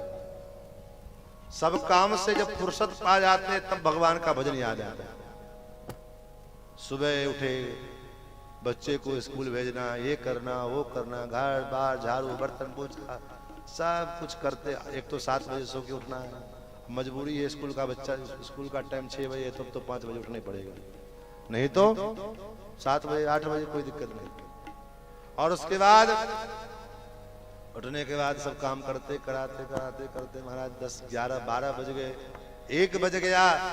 अब क्या हुआ, बोले थोड़ा देर बीच बीच में फुर्सत में मिला तो कोई कोई सीरियल का भी टाइम हो जाता है तो उसको भी थोड़ा निपटा लेते हैं। छूट गया तो मोबाइल पे देख लेते हैं निकाल कर, क्योंकि मोबाइल तो हर घर में है, हर हाथ में है। करते सब कराते, जब 12-1 बज गया तब सब काम से निश्चिंत हो गए, तब बोले अब नहाने चले। नहाने धोते करते कर नहाते धोते हो गया 1 बज गया। नहाया जैसे, अब इतना बजे जब नहाओगे तो भूख लगेगी स्वाभाविक है। 1 बजे 1:30 बजे भूख लगी बड़ी तेज की, और खास करके नहाने के बाद और ज्यादा भूख लगती।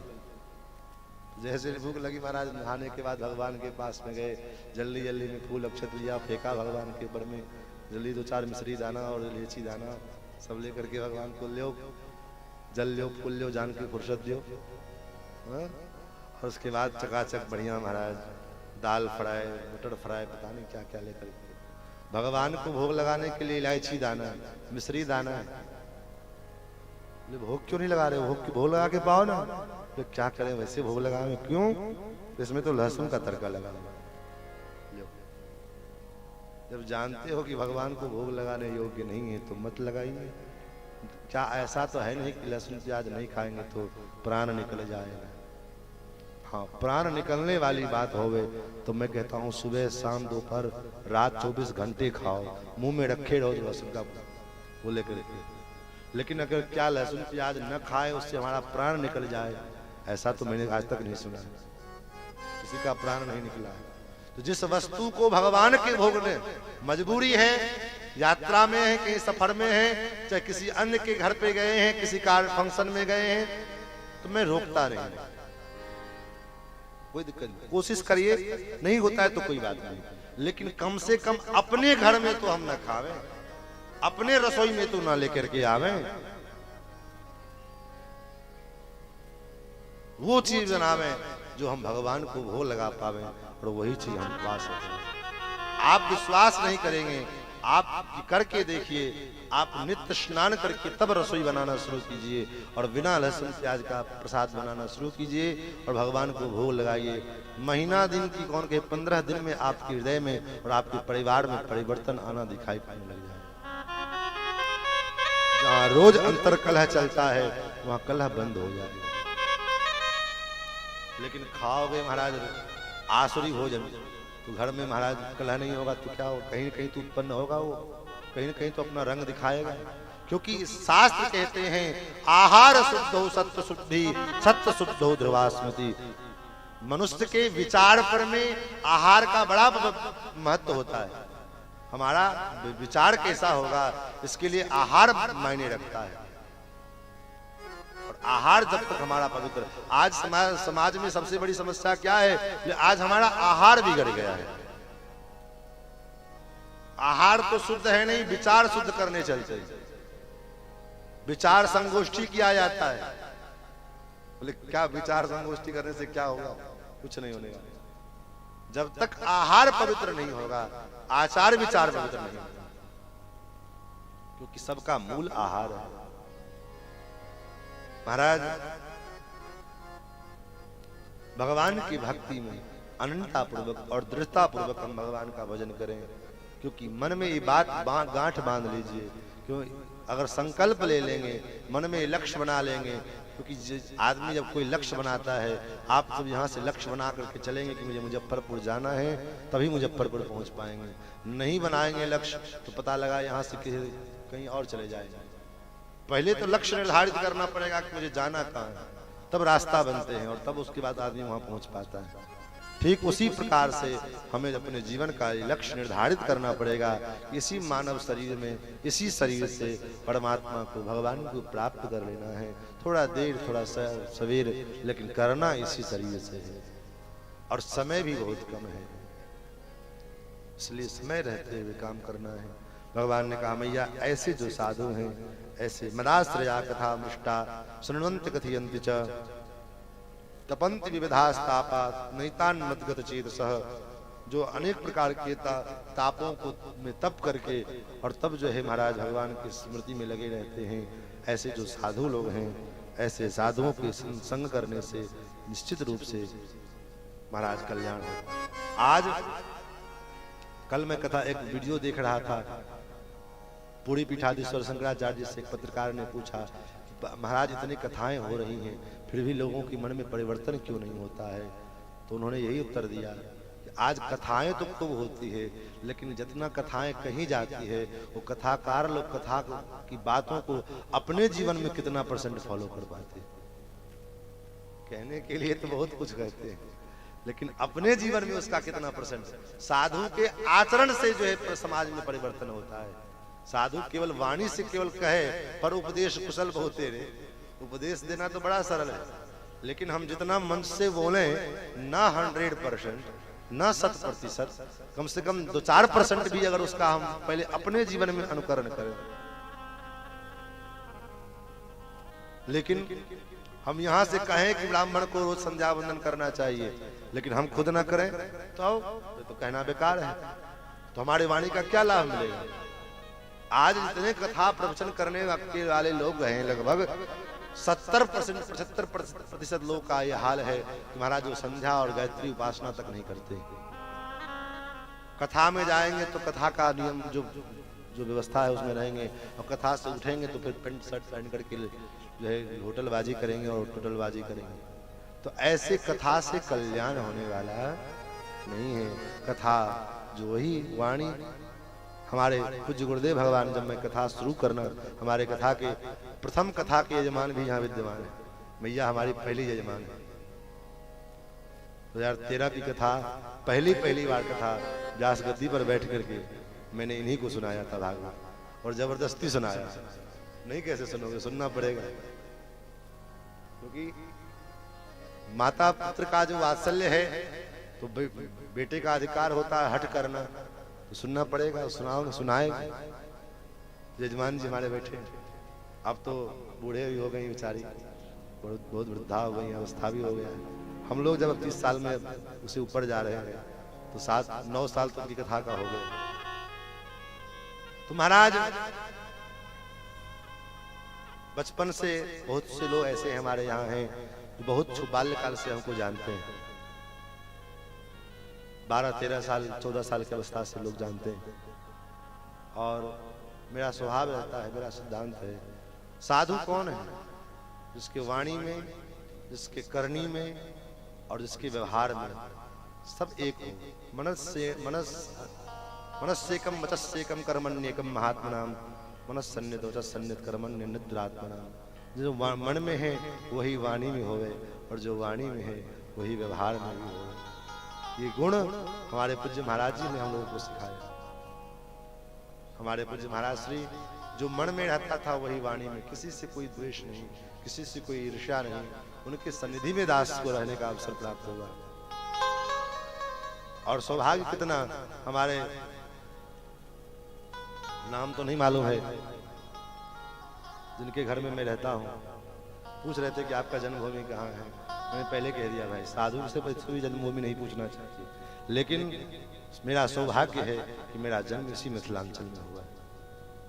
सियावर एक पद था, कभी महात्मा था, वो शायद नाम नहीं याद है उनका, वो लिखे थे, सियावर सियावर पुकारा करेंगे, मिथिला अवध में गुजारा करेंगे, कभी जा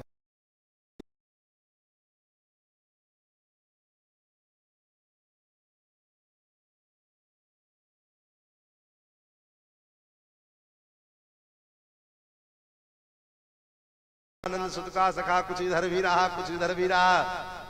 मैं कुछ इधर का भी आनंद लेता हूँ, कुछ उधर का भी, कुछ इधर भी कुछ उधर भी।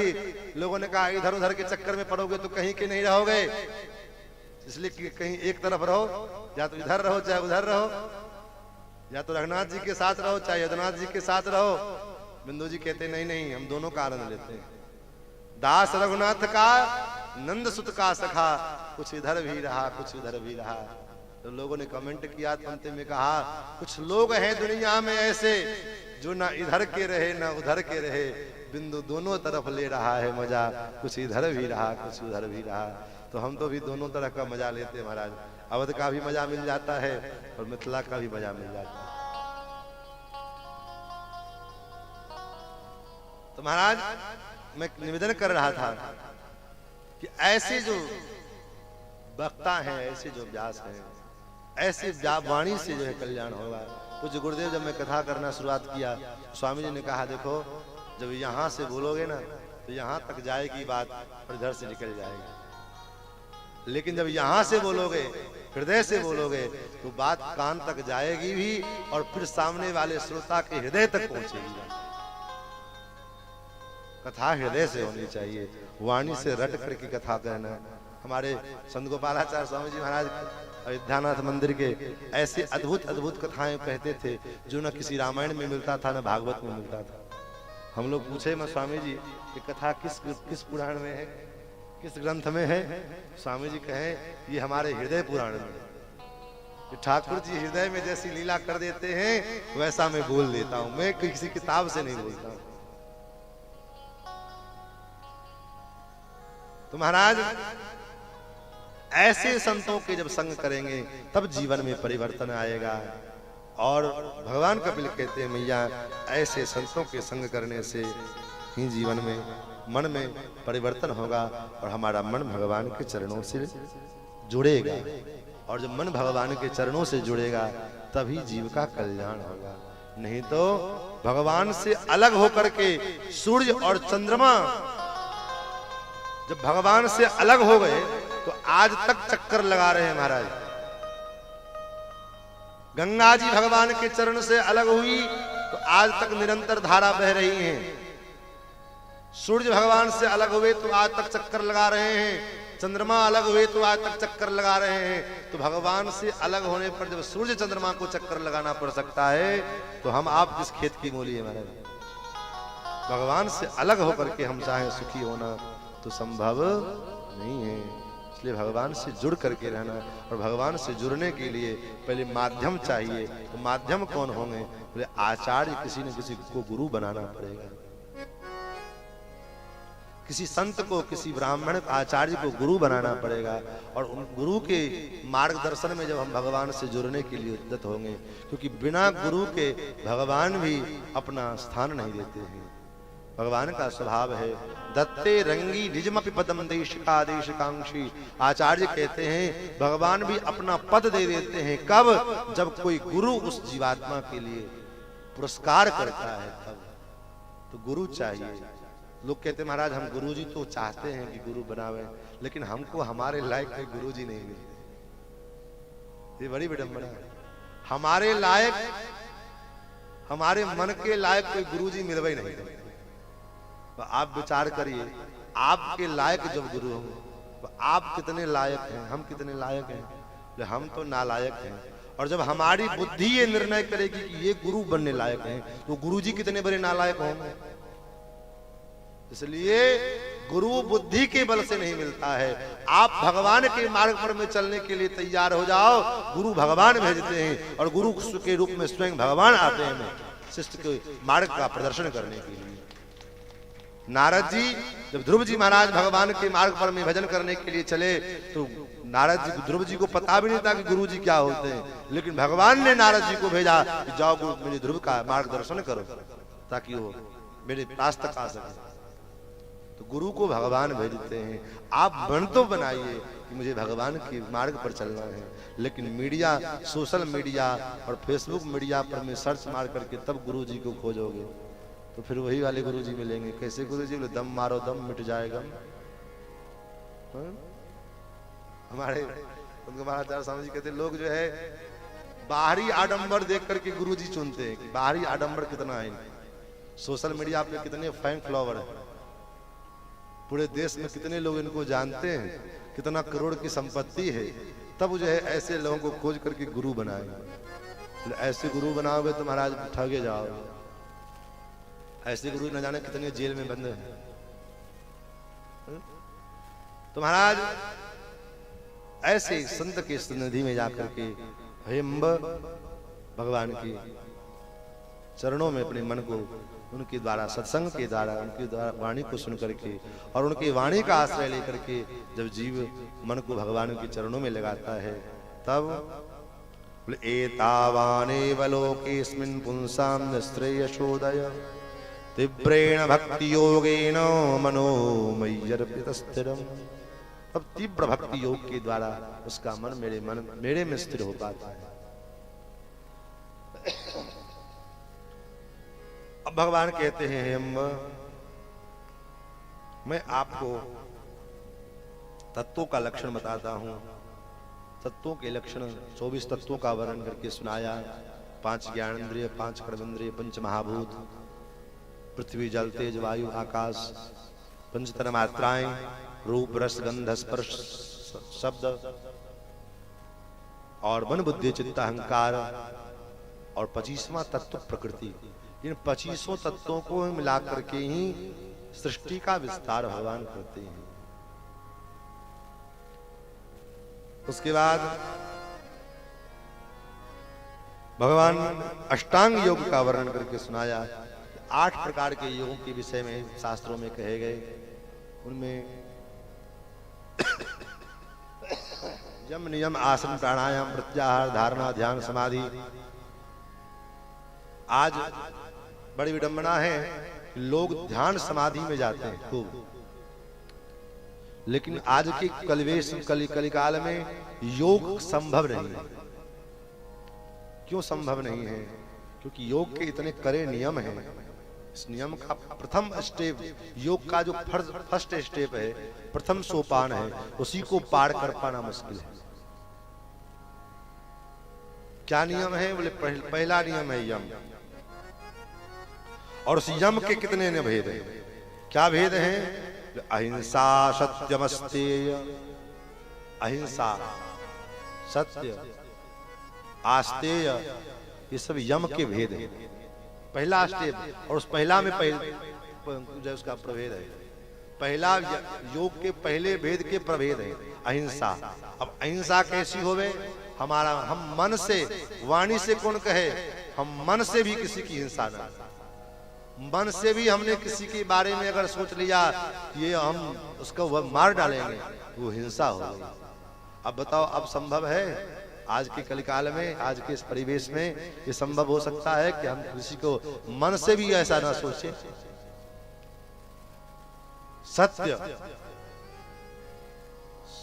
सत्य का पालन, स्वप्न में भी हम झूठ का स्मरण न करें, ये सत्य, ये संभव है आज के समय?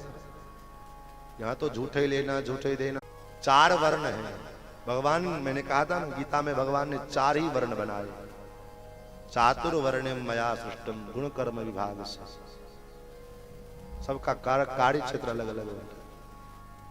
आज तो इतने जाति बट गए, लेकिन लोग के नेता लोग कहते हैं कि महाराज जाति व्यवस्था जो है शास्त्र में है, उसके जीविकोपार्जन भी चल रहे हैं और वो सुखी है। हम लोग सुखी हैं महाराज, आनंद में, नहीं चाहिए नौकरी चाकरी, क्योंकि ब्राह्मण है। ब्राह्मण कुल में भगवान ने जन्म दिया है और ब्राह्मण के कुल में उत्पन्न होने के नाते ये मेरा धर्म है, ये मेरा कर्म है, और अपने कर्म में लगे हुए हैं तो सुखी हैं, आनंद में। आज भी जो नापित नाऊ हजामत बनाने वाला अपने हजामत की क्रिया में मस्त है, जो कार्य में लगा हुआ है, मिट्टी का कभी ये कभी वो, कभी बेटे का ब्याह है उसमें बर्तन चाहिए, कभी उपनयन है उसमें बर्तन चाहिए, श्राद्ध है उसमें बर्तन चाहिए। अपने वर्ण व्यवस्था के अनुसार भगवान ने ऐसा शेड्यूल तय किया था कि अपने अपने वर्ण में सभी लोग सुखी रहेंगे और सब लोग का पेट भरता रहेगा। लेकिन जब से ये जाति व्यवस्था हो गई, वर्ण व्यवस्था से जाति व्यवस्था में परिणत कर दिया इन नेताओं ने, करते नेता लोग हैं और कहेंगे कि ऐसा शास्त्र में लिखा है। तेरी की शास्त्र कभी देखा है तुमने? शास्त्र को अगर पढ़ लेते और शास्त्र के अनुसार जीवन यापन करने लग जाओ, शास्त्र के अनुसार अगर राजनीति शुरू हो जाए तो महाराज भारतवर्ष हो जाएगा। आज समस्या क्या है? राजनीति में हम धर्म खोजने लगे हैं, धर्म में राजनीति खोजने लगे हैं, जबकि ऐसा होना चाहिए कि राजनीति में धर्म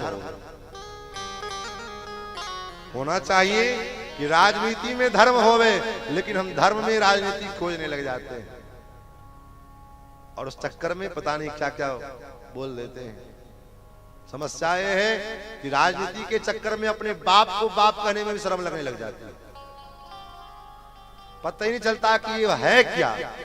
अभी मैं एक दिन देख रहा था सोशल मीडिया पर, अपने आप को शूद्र बनाने के चक्कर में तीन प्रकार के टाइटल लगाए हुए, सिंह भी है, पटेल भी है और शूद्र भी है। अरे यार तू एक निर्णय तो ले कि तू है क्या?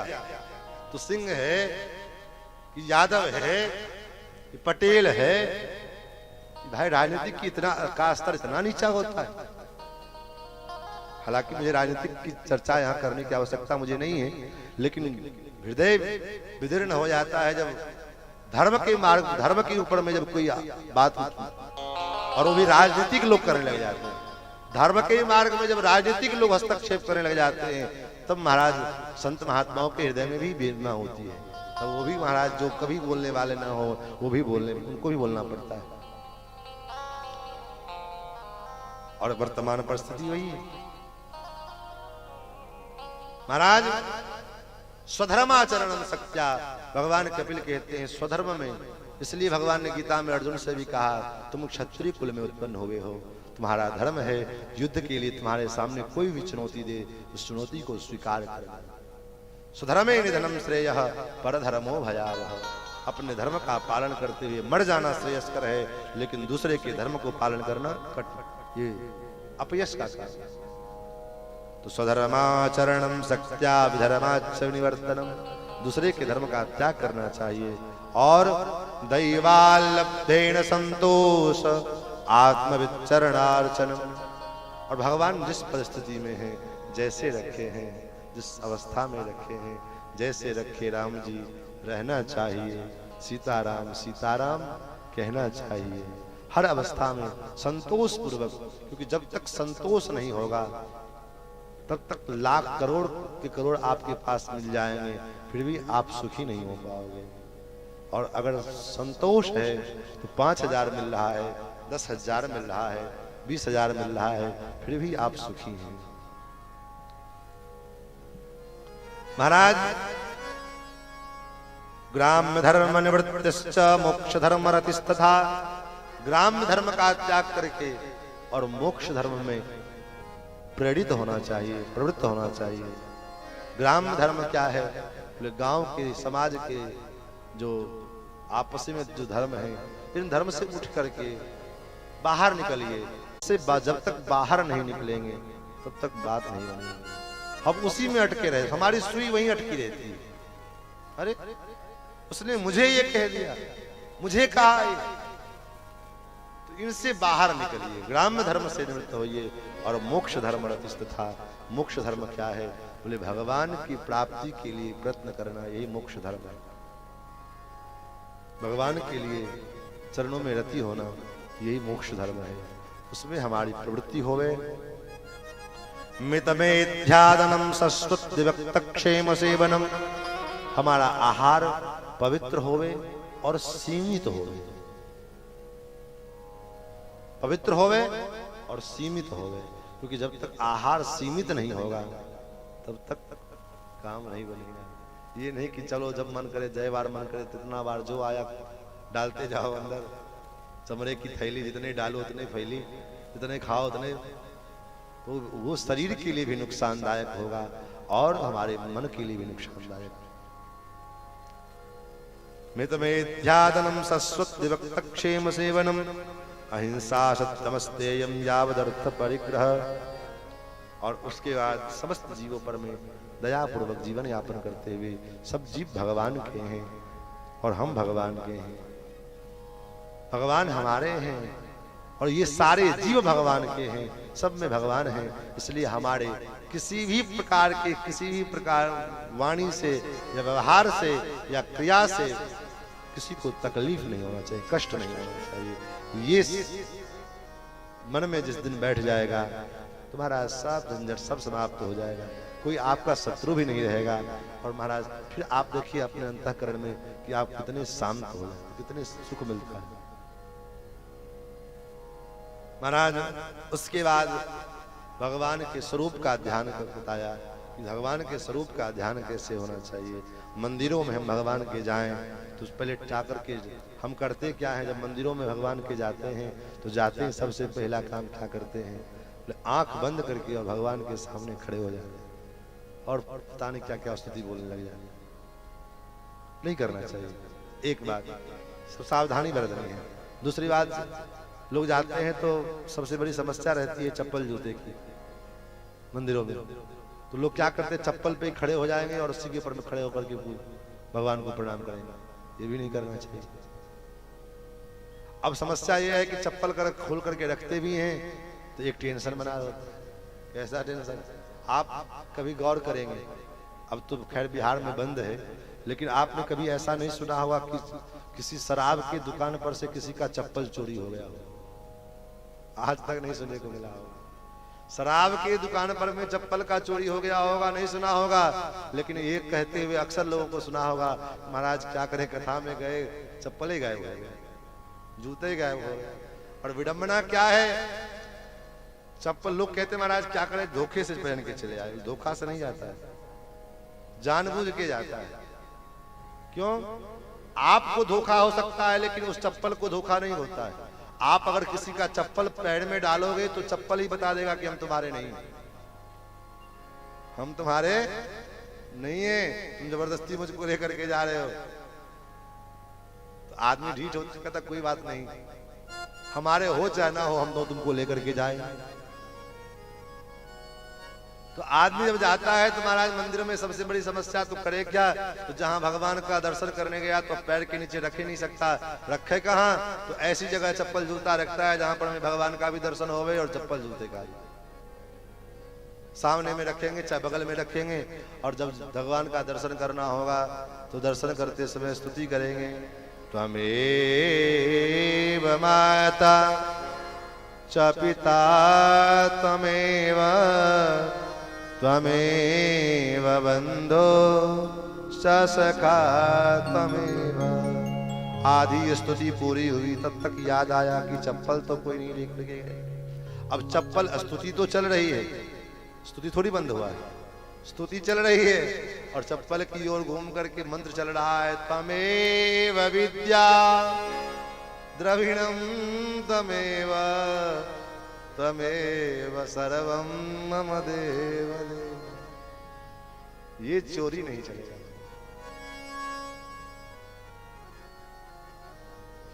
मन से भगवान ये स्वीकार करना पड़ेगा, कहने से नहीं होगा। हम भगवान इस 420 से काम चलने वाला नहीं है। तब हमारे यमुनाचार्य जी महाराज कहते हैं, तवाहमस्मीति चयाच मानः तवानुकंप्य स्मरतः प्रतिज्ञा। हे नाथ, हे प्रभु, हृदय से स्वीकार करके और हृदय से नेत्रों को जल भर करके हाथ उठा करके और भगवान से कहे, हे प्रभु मैं आपका हूं, मैं आपका हूं, मैं आपका हूं। और ये केवल कहने के लिए नहीं, ये बात मानना पड़ेगा, हृदय से कहना पड़ेगा। तब जाकर के भगवान कहते कोई जीव इतना केवल कह दे सकृदेव प्रपन्नाय तवास्मीति च याचते। भगवान ने इतना छूट दिया है कि कोई जीव हृदय से इतना कह दे, स्वीकार कर ले, हे प्रभु मैं आपका हूं, मैं आपका हूं, मैं आपका हूं, उतना ही करने मात्र से मैं उसको इस सारे भवबंधन से मुक्त कर देता हूं। अभयम सर्वभूतेभ्यो ददाम्ये तद व्रतम मम।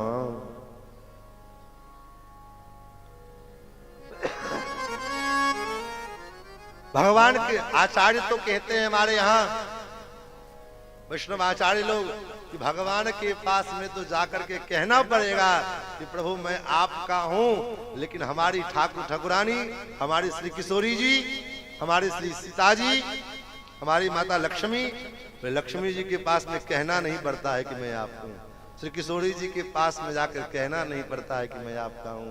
वो तो राम जी से भी ज्यादा कृपालु हैं। राम जी के पास में जाकर के कहना पड़ता है कि मैं आपका हूं, लेकिन किशोरी जी के पास में केवल जाकर के हाथ जोड़ लो। प्रपन्नात्म प्रसन्ना ही मैथिली जनकात्मजा। कितनी कृपालु हैं। इतना कोई कृपालु हो सकता है कि अपने ऊपर में दुख भोगने के लिए तैयार है, लेकिन रावण के कुल का कल्याण करने के लिए। जानकी जी ने इतना दुख भोगा किस लिए? जानकी जी की अगर इच्छा न होती लंका जाने की, तो रावण की बाप का दिन नहीं जाकर उठा करके जानकी जी चले गए। लेकिन जानकी जी गई हैं, क्यों? क्योंकि वहां पर में जानकी जी का कृपा प्रदर्शित होता है। आचार्य कहते हैं क्योंकि जानते हैं कि रावण भले ही राक्षस है, लेकिन है तो मेरा ही बेटा। भले नालायक हो जाए, लेकिन है तो बेटा ही। उसका कल्याण कैसे होगा? तो जब तक मैं नहीं जाऊंगी तो उनके पास और जिनसे ये शत्रुता नहीं करेंगे, तब तक जो है इनका कल्याण नहीं होगा। तो स्वयं के ऊपर में आपत्ति को झेल करके और जानकी जी गई हैं। अगर जानकी जी को अगर लंका वासियों से कोई द्वेष होता तो महाराज रावण वध के पश्चात हनुमान जी जब पहुंचे तो हनुमान जी ने कहा, मां एक बात बताओ। बोले हाँ बताओ। जब मैं आया था आपका पता करने के लिए, पता लगाने के लिए, तो मैंने देखा था कि ये राक्षसियां बहुत आपके साथ अत्याचार कर रही हैं। तो मेरा विचार है कि इन राक्षसियों को मैं दंडित करूं, दंड दूं, चित्र विचित्र दंड दूं। जानकी जी मुस्कुराई। जानकी जी कहती, लक्ष्मण हनुमान, अगर दंड के भाग, अगर ये राक्षसियां हैं तो तब तो दंड के भागी तुम भी हो। हनुमान जी ने कहा, कैसे? तुमने भी तो अपराध किया। क्या अपराध किया? बोले हरे भरे वृक्षों को उजाड़ना ये कहाँ का नियम है? तुमने बड़े हरे भरे अशोक वाटिका को महाराज उजाड़ दिया और किसी के घर में आग लगा देना, ये बुद्धिमानी? अरे भाई रावण ने तुम्हारे पूंछ में आग लगाया तो रावण की दाढ़ी मूंछ में आग लगा देते। तो तुम कहोगे किसी ने तेल दिया, किसी ने कपड़ा दिया, किसी ने घी दिया, सबने दिया। तो घर के बूढ़े बुजुर्गों ने क्या दिया था? बेचारे घर से बाहर भी नहीं निकल पा रहे थे। ऐसी आग लगाए कि सबके सब जलेंगे। उतना ही कौन कहे महाराज, चलो बाहर जो गर्भ के बाहर थे, संसार में थे, जो गर्भ में थे, माँ के पेट में थे, उसने क्या दिया था? उसने क्या बिगाड़ा था? ऐसी गर्जना की कि महाराज गर्भवती स्त्रियों के गर्भपात हो गए, मर गए बेचारे। ये सब अपराध तो तुमने भी किया, तब तो दंड तुम्हें भी मिलना चाहिए। इसलिए हनुमान, ना कश्चन ना अपराध्यति, संसार में कोई ऐसा जीव नहीं है जो अपराध न करता होवे। और अगर प्रत्येक के अपराध को देखा जाएगा तब तो फिर महाराज कोई संसार में भगवान को प्राप्त नहीं कर सकता। इसलिए भगवान से ज्यादा कृपालु भगवान की प्रिया मां श्री किशोरी जी। ऐसे दिव्य प्रिया प्रियतम के दिव्य सौंदर्य माधुर्य का जब हम ध्यान करते हैं, पहले चरण का ध्यान बताया, फिर घुटने का ध्यान, फिर कटी का ध्यान, फिर कमर का ध्यान, फिर उदर का ध्यान, फिर उदर में नाभि का ध्यान, और नाभि के ऊपर फिर भगवान के वक्षस्थल का ध्यान, वक्षस्थल के ऊपर ग्रीवा का ध्यान, ग्रीवा का ध्यान के पश्चात कंठ का ध्यान, कपोल का ध्यान, भगवान के दिव्य नेत्र का ध्यान, इन सब स्वरूप को धीरे धीरे धीरे धीरे देखते देखते भारी लोचन छवि सिंधु निहारी, पहले हम अपने नेत्रों में इसको बसा लें और नेत्रों में बसा लेने के बाद तब जो है नेत्र को बंद कर दो। दीन्हे पलक कपाट सयानी, जानकी जी ने भगवान को पहले अपने नेत्रों के माध्यम से लोचन मग राम ही गुर आनी, नेत्रों के माध्यम से पहले अपने हृदय में धारण कर लिया और उसके बाद तब जो है दीन्हे पलक कपाट सयानी, तब भगवान को बंद कर दिया अंदर। अब आप अंदर बंद हो जाओ, बाहर मत निकलना। ये ध्यान की प्रक्रिया है और जो ऐसा ध्यान होगा तब हासम हरे रवनिताखिल लोक तीव्र शोकाश्रु सागर विशोषण मत्युदारम सम्मोहनारचितम निज माययास्य भ्रूमंडलम निकृते मकड़ ध्वजस्य। भगवान के जो दिव्य सौंदर्य का ध्यान, सौंदर्य का दर्शन जब इसने जिस प्रकार से कर लिया तो क्या होता है, लखी जिन लाल की मुस्कान तिनहि विसरी वेद विध आचार पूजा ज्ञान। जिन्होंने भगवान के श्याम सुंदर के दिव्य मुस्कुराहट को देख लिया, मुस्कुराहट को देख लिया, उसके लिए फिर संसार में कुछ देखना बाकी नहीं रहता है। आचार्य यही करते हैं। हमारे दक्षिण भारत में एक ऐसा आदमी था जो एक वेश्या से अत्यंत प्रेम करने लगा, अत्यंत प्रेम करने लगा। तो भगवान की सवारी निकल रही थी, ठाकुर जी की सवारी चल रही थी और उधर साथ में रामानुज स्वामी और बहुत सारे वैष्णव लोग सवारी में चल रहे थे। रामानुज स्वामी ने देखा कि एक आदमी एक स्त्री की ओर मुख करके और पीछे चल रहा है, देख रहा है उसकी ओर, और वो आगे आगे चल रही है और उसकी ओर देख करके पीठ की ओर चल रहा है, पीठ की ओर बढ़ रहा है। लोगों से पूछा ये कौन है, क्या कर रहा है ये? लोगों ने कहा महाराज स्वामी जी ये इस वेश्या से बड़ा प्रेम करता है, बड़ा प्रेम करता है, इसके देखे बिना ये कहीं नहीं जाता है। रामानुज स्वामी ने कहा ठीक है रुको। उसके पास में गए और कहा एक बात बताओ, तुम इसके शरीर में इससे प्रेम करते हो? बोले हाँ। इसके शरीर में क्या तुमको अच्छा लगता है जिससे तुम इससे प्रेम करते हो? उस आदमी ने कहा इसके नेत्र बड़े सुंदर है, इसकी आंख बड़ी सुंदर है, तो मुझे बड़ा अच्छा लगता है। रामानुज स्वामी ने कहा अगर इसके आंख से भी अच्छी आंख अगर तुमको मिल जाए तो क्या तब तुम उसको छोड़ दोगे? बोले हाँ, इससे सुंदर अगर नेत्र हमको तो नहीं लगता कोई है, लेकिन अगर है तो आप दिखाओ। रामानुज साहब ने कहा ठीक है चलो। लेकर के गए भगवान के मंदिर के पास, भगवान से मन ही मन प्रार्थना किया, श्याम सुंदर हे ठाकुर जी रंगनाथ भगवान कृपा करो इस जीव के ऊपर में। और पुजारी से कहा पर्दा हटाओ। जैसे पर्दा हटाया, भगवान के दिव्य नेत्र माधुरी का जब दर्शन किया, ठाकुर जी के नेत्र कैसे हैं महाराज, कटीले नयन, नुकीले नयन, रसीले नयन, गर्वीले, कितनी तुलना, कितने विशेषण लगाए जाए। अच्छा भक्त लोग तो कहते हैं मोहन नयन आपके नौका के आकार, जो जनया में चढ़ भये भव से बेड़ा। हे श्याम सुंदर, आपके जो नेत्र हैं वह कैसे हैं? बोले नौका के आकार, नौका के समान है। और जो संसारी जीव इस नेत्र रूपी नौका का सवारी कर लिया, उसे संसार में फिर देखने की जरूरत नहीं पड़ती है। रामानुज स्वामी जी ने ऐसी कृपा की और वो बेचारा जैसे भगवान के नेत्रों को देखा, नेत्रों से झरझर झरझर अश्रुपात होने लग गए और वहीं पर मैं मूर्छित होकर के गिर पड़ा। और महाराज उसके बाद दूसरे दिन से उसने कभी उस वेश्या की ओर झांका तक। कहने का भाव कि तब तक संसार में हमारा प्रेम है जब तक हमने भगवान की ओर नहीं देखा है। इसलिए दसम स्कंध में जब ब्रह्मा जी ने भगवान की स्तुति की है तो वहां पर में ब्रह्मा जी ने कहा है तावत रागादयस्तेन तावत कारागृहम गृहम तावन्नोहं मृणिगृहो यावत् कृष्णन ते जनाः। हे प्रभु, तब तक संसार में जीव को मोह है, तब तक संसार जीव सागर में जीव बंधा हुआ है। कब तक? यावत कृष्ण न ते जना है, जब तक उसने आपको नहीं देखा है, आपको नहीं जाना है। आपके विषय में जान जाए, आपके भक्ति का, आपके प्रेम का, आपके नाम का, आपके गुणानुवाद का चस्का जिस दिन उस जीवात्मा को लग जाएगा, फिर तो सारा संसार का रस फीका पड़ जाएगा।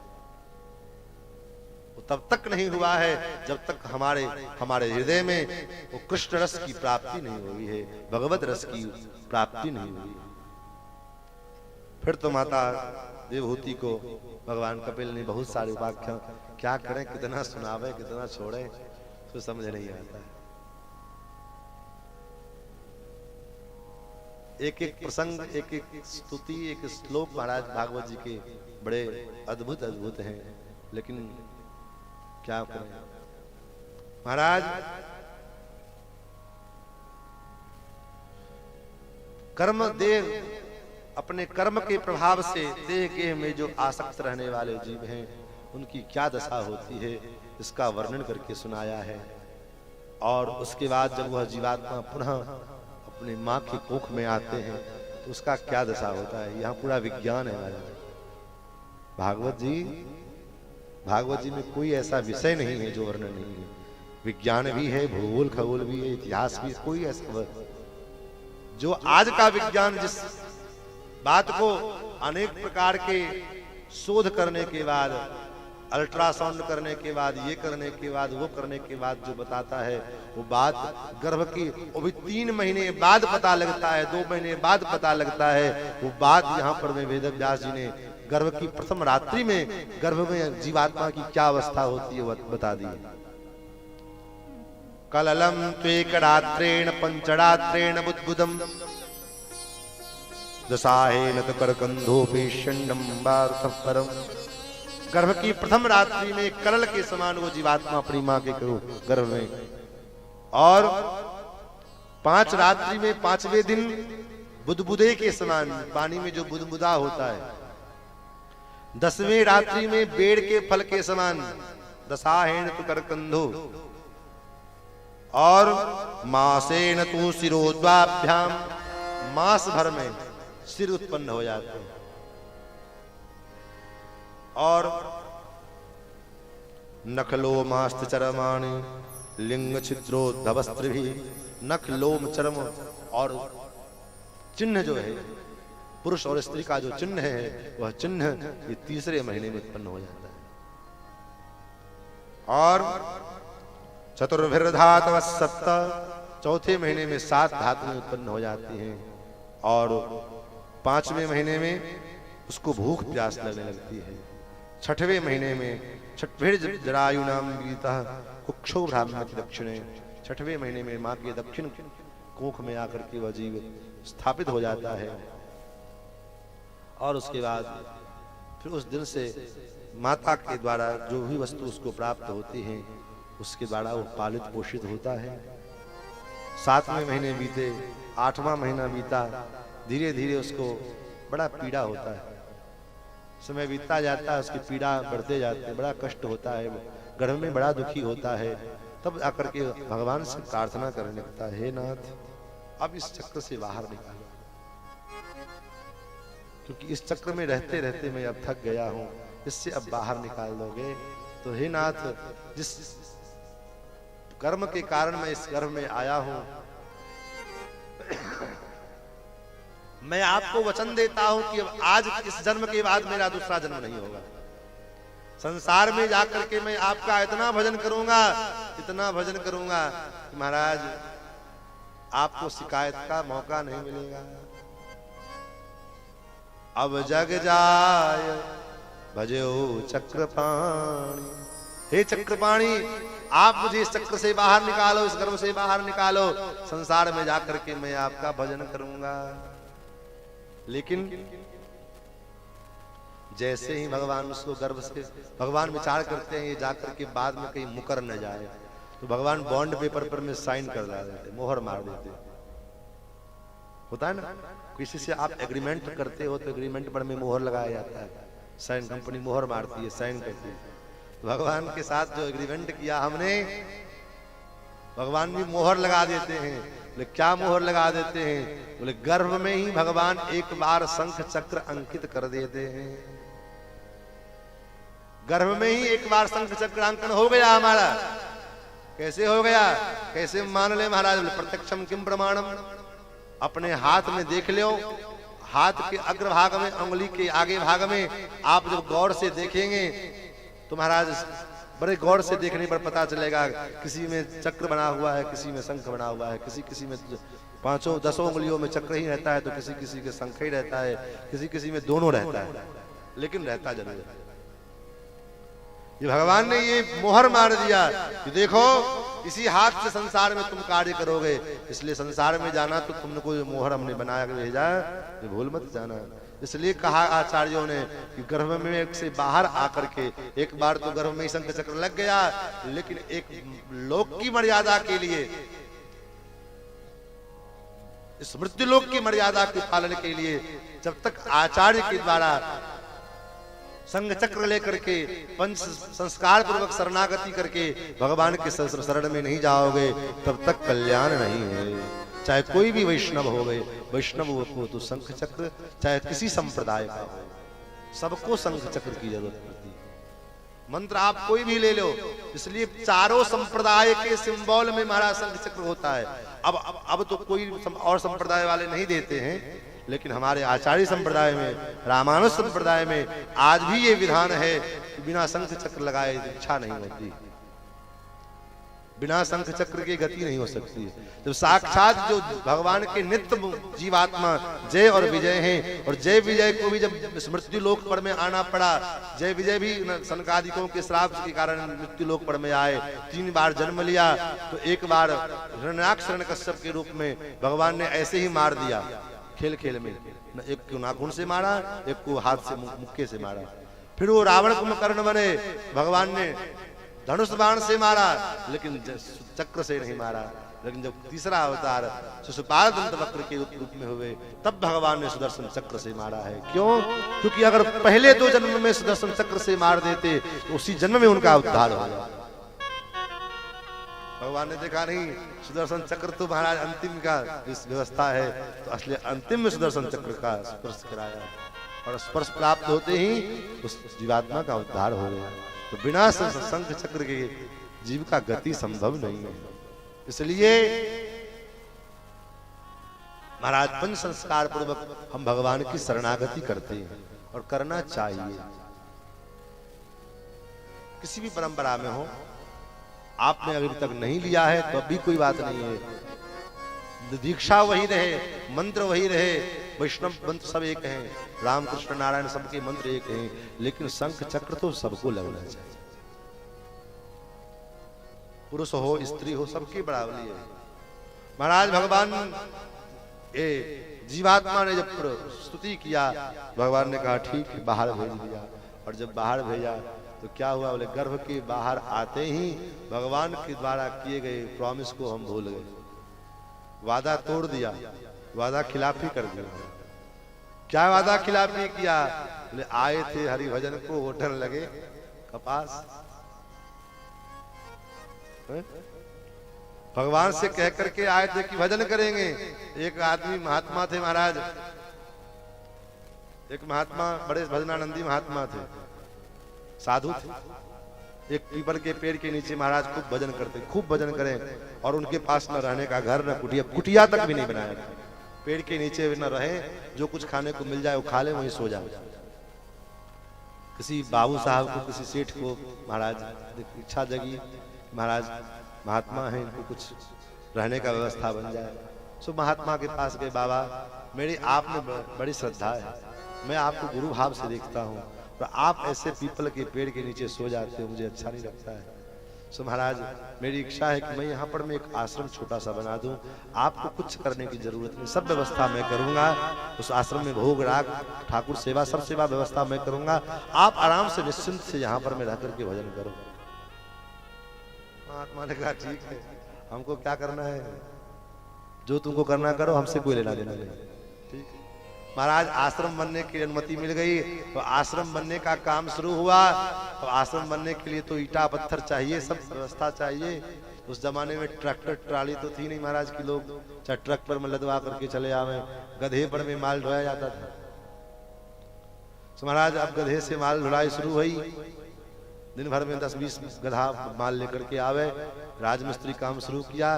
एक दिन महाराज चेले ने गुरुजी से कहा, गुरुजी मैं तो यहाँ दिन भर रहता नहीं हूँ, अब दिन भर में कितना माल आता है ये मुझे पता नहीं चलता, और ये दुकान वाले ज्यादा पैसा मांगते हैं। सो आप एक काम कार्य करते, बस ज्यादा कुछ नहीं, एक काम करते, महाराज दिन भर में कितना गधा माल लेकर के आया इसका हिसाब किताब। गुरुजी ने कहा, चेला जब इतना करने को तैयार है तो हम भी कुछ करें क्या। अब गुरुजी तो पढ़े लिखे थे नहीं कि ज्यादा चलो कॉपी कलम पर में उतार करके नोट कर दे उसको, इतना आ रहा है। सीधे साधे महात्मा बेचारे। अब एक गधा आया तो गुरुजी सोचे जब तक दूसरा गधा आए तब तक कहीं भूल न जाए कितना आया। तो एक गधा, एक गधा, एक गधा, एक गधा, जब तक फिर दूसरा गधा आया, दूसरा गधा, दूसरा गधा, दूसरा गधा, दूसरा गधा, तीसरा आया, तीसरा गधा, तीसरा गधा। ये दिन भर सिलसिला चलने लगी। शाम के समय गुरुजी आए। गुरुजी ने कहा, भैया हम तो तुमको राम राम जपने के लिए दिए थे, ये गधा गधा तो क्यों जप रहा है, ये मंत्र तुमको तो हमने नहीं दिया था। गुरुजी ने कहा, गुरुजी ये मंत्र आपने नहीं दिया था। तब ये गुरुजी की कृपा से ये मंत्र नहीं मिला है। तब बोले चेले की कृपा से मंत्र मिला है, ये चेला ने ये मंत्र दिया है। तो कहने का भाव कि आए थे भगवान का भजन करने के लिए, भगवान ने मानव शरीर दिया भगवान का भजन करने के लिए, लेकिन यहाँ आए तो यहाँ क्या हुआ, बोले महाराज सुख के चक्कर में ये खोज रहे हैं वो खोज रहे हैं।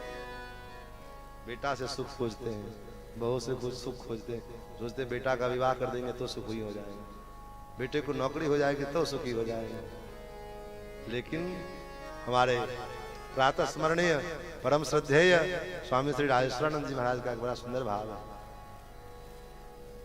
ये जगत बड़ा दुखदाई,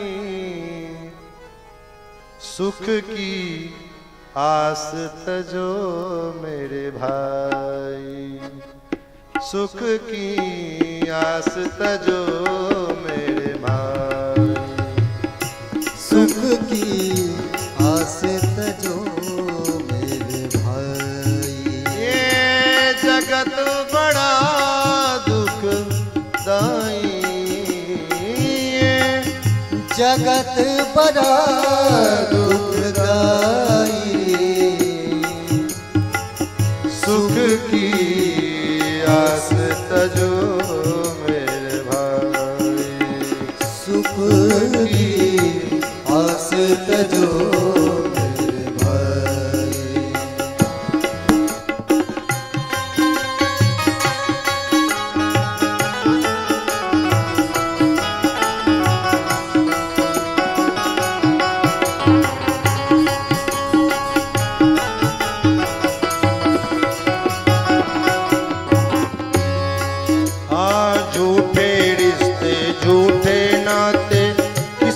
कौन हुआ है, झूठे रिश्ते झूठे नाते किसका कौन हुआ है। कब बाजी उल्टी पड़ जाए जीवन एक जुआ है, कब बाजी उल्टी पड़ जाए जीवन एक जुआ है। यहाँ तो महाराज मरने के बाद परछाई भी छूट जाती है। जो परछाई दिन रात हमारे, और परछाई दिन रात ही नहीं अंधेरे में परछाई भी साथ छोड़ देती है। अर्थात दुख के समय में जब आपका परछाई छोड़ सकता है तो आपके सगे संबंधी क्या करेंगे। परछाई भी होती पड़ाई, परछाई भी होती पड़ाई, सुख की आस तजो मेरे भाई, सुख की आस तजो मेरे भाई, सुख की आस तजो मेरे भाई, सुख की आस तजो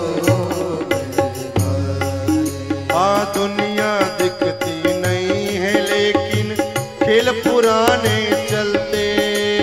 दुनिया दिखती नहीं है लेकिन खेल पुराने चलते। दुनिया दिखती नहीं है लेकिन खेल पुराने चलते। दुनिया दिखती नहीं है लेकिन खेल पुराने चलते। दोहराता इतिहास स्वयं को केवल पात्र बदलते। दोहराता इतिहास स्वयं को केवल पात्र बदलते।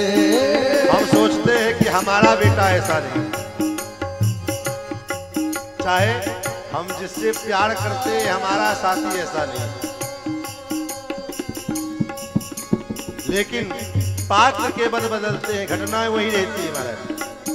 जरूरी नहीं है कि जो कल उसके साथ नहीं हुआ वो हमारे साथ नहीं हो सकता है। इसीलिए सावधान सतर्क रहिए। और बस रीत यही चली आई। बस रीत यही चली आई। सुख की आस तजो मेरे भाई। सुख की आस तजो मेरे भाई। ये जगत बड़ा दुखदाई। ये जगत बड़ा दुखदाई। सुख की आस तजो मेरे भाई। सुख की आस तजो मेरे भाई। जग से झूठी आशा तज के तुम राम भरोसे रह लो। जग से झूठी आशा तज के राम भरोसे रह लो। जग से झूठी आशा तज के राम भरोसे रह लो। जग से झूठी आशा तज के राम भरोसे रह लो। मनमोहन को अपना बनाकर यारी उसी से कर लो। मनमोहन बनाकर यारी उसी से कर लो। श्री राम चरण सुखदाई। श्री राम चरण सुखदाई। सुख की आस तजो मेरे भाई। सुख की आस तजो मेरे भाई। ये जगत बड़ा दुखदाई। ये जगत बड़ा दुखदाई। सुख की आस तजो मेरे भाई। सुख की आस तजो मेरे भाई। सुख की आस तजो मेरे भाई। सुख की आस तजो। महाराज, तो संसार में जब कोई सुख खोजता है तो उससे बड़ा मूर्ख कोई नहीं हो सकता। क्यों? क्योंकि संसार में सबसे बड़ा ये दुख जो है, संसार में सुख हो ही नहीं सकता है, क्योंकि इसका नाम ही है दुखालय। यहाँ तो दुख का घर है, यहाँ सुख कहाँ से मिलेगा? सुख मिलेगा कहाँ? राम चरण सुखदाई। माता देवहूति ने कहा, प्रभु मैंने आपके सारे प्रवचनों का सार समझ लिया है। क्या समझ लिया है? माता देवहूति कहती, प्रभु अहो बतो सब छोतो गरिया नृत्य भागरे वर्तते नाम तुभ्यम। जिसके जिह्वा के अग्रभाग से निरंतर आपका नाम निरंतर विस्तरित होता रहता है, वैसे भले वो स्वपच ही क्यों ना हो, चांडाल कुल में ही जन्म क्यों ना होवे, सबसे निम्न वर्ण में ही क्यों ना उसका जन्म हुआ होवे, लेकिन फिर भी वो श्रेष्ठ है। वो ब्राह्मण से भी श्रेष्ठ है जो आपकी भक्ति करता है। सब गुण संपन्न है, धन भी है, यश भी है, प्रतिष्ठा भी है, सब कुछ है, ज्ञान भी है, विद्वान भी है, लेकिन भगवान की भक्ति नहीं है तो सब बेकार है। लेकिन सबसे निम्न जाति में उत्पन्न हुआ है, लेकिन भगवान की भक्ति करता है वो, तो सबसे श्रेष्ठ वही है, उससे बड़ा श्रेष्ठ कोई हो नहीं सकता। माता देवहूति भगवान के धाम को गई हैं। फिर आगे चर्चा आती है, आकुति का विवाह रुचि नाम के प्रजापति के साथ हुआ, जहां पर में साक्षात भगवान यज्ञ नारायण अवतार लेकर के बेटा बनकर के पुत्र बनकर के आए हैं। फिर प्रसूति का विवाह दक्ष प्रजापति के साथ हुआ है, वहां पर में दक्ष प्रजापति के द्वारा 16 कन्याओं का जन्म हुआ, जिनमें 10 कन्या धर्म को, 3 कन्या पितरों को, 3 कन्या, 2 एक पितर को, एक कश्यप जी को। इस प्रकार से सबसे छोटी जो कन्या थी उनका नाम सती है। सती का विवाह भगवान शंकर जी के साथ हुआ है, और जिस भगवान शंकर जी के साथ दक्ष प्रजापति का वाद विवाद भी हुआ है। क्यों वाद विवाद हुआ? दक्ष प्रजापति को प्रजापति के पद पर में बिठाया गया तो दक्ष प्रजापति को अहंकार आ गया, क्योंकि मैं प्रजापति बन गया हूं। एक दिन सभा में माताएं आप लोग बैठे, और अगर जाना हो तो चुपचाप चले जावे, बिना किसी प्रकार का शोरगुल किए हुए, और नहीं बैठना हो तो चुपचाप बैठे रहें, क्योंकि हल्ला करेंगे तो विक्षेप होगा, और विक्षेप होगा तो फिर कष्ट होगा। इसलिए कथा सुनने के लिए बैठिए। यहाँ पर मैं वक्ता के रूप में हमको बुलाया है आप लोगों ने, तो यहाँ इसको कहते हैं प्रवक्ता, प्रकृष्ट रूप से बोलने वाला। तो यहाँ बोलने का हक केवल हमको है, आपको सुनने का हक है। आप चुपचाप बैठ के सुनते रहिए। महाराज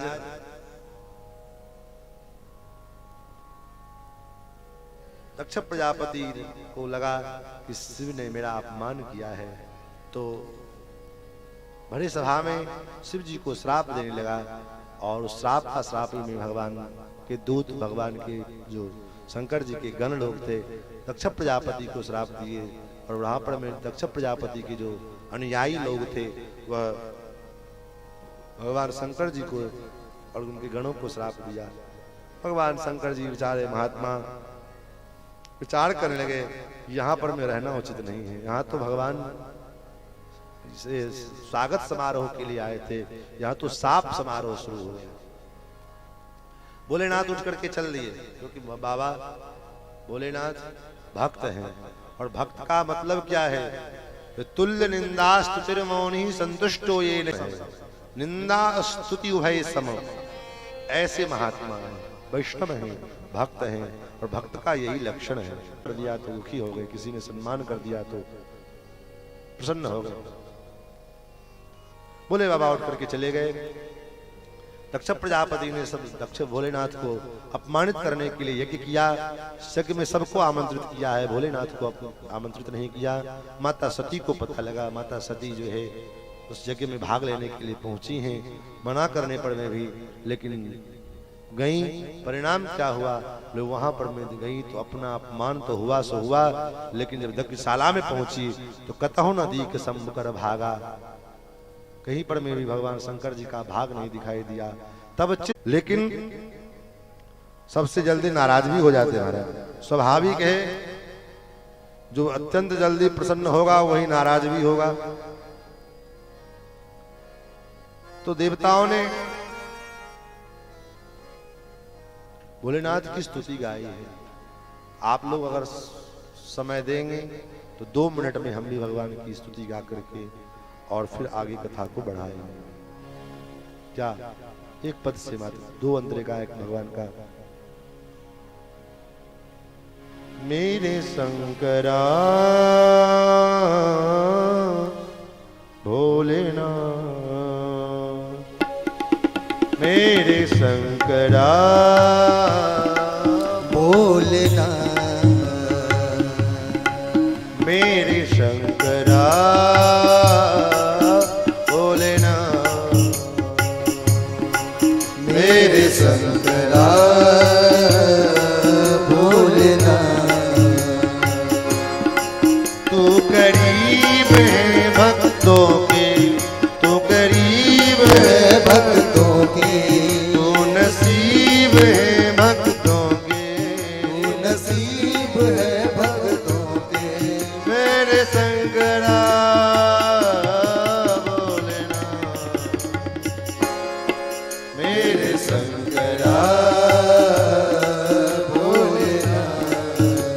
हम मस्ती में गाएंगे। मेरे शंकरा भोलेनाथ।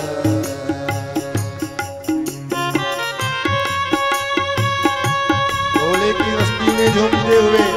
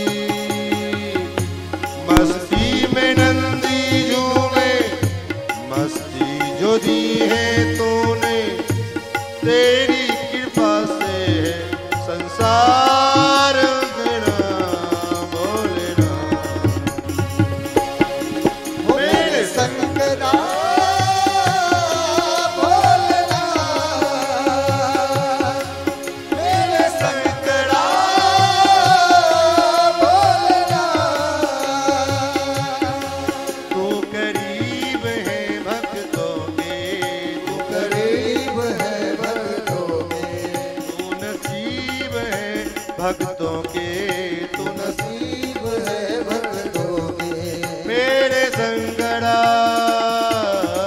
भोलेनाथ मेरे संगड़ा भोलेनाथ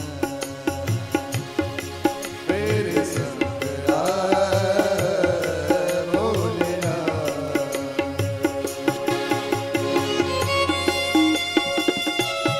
महादेव शंभो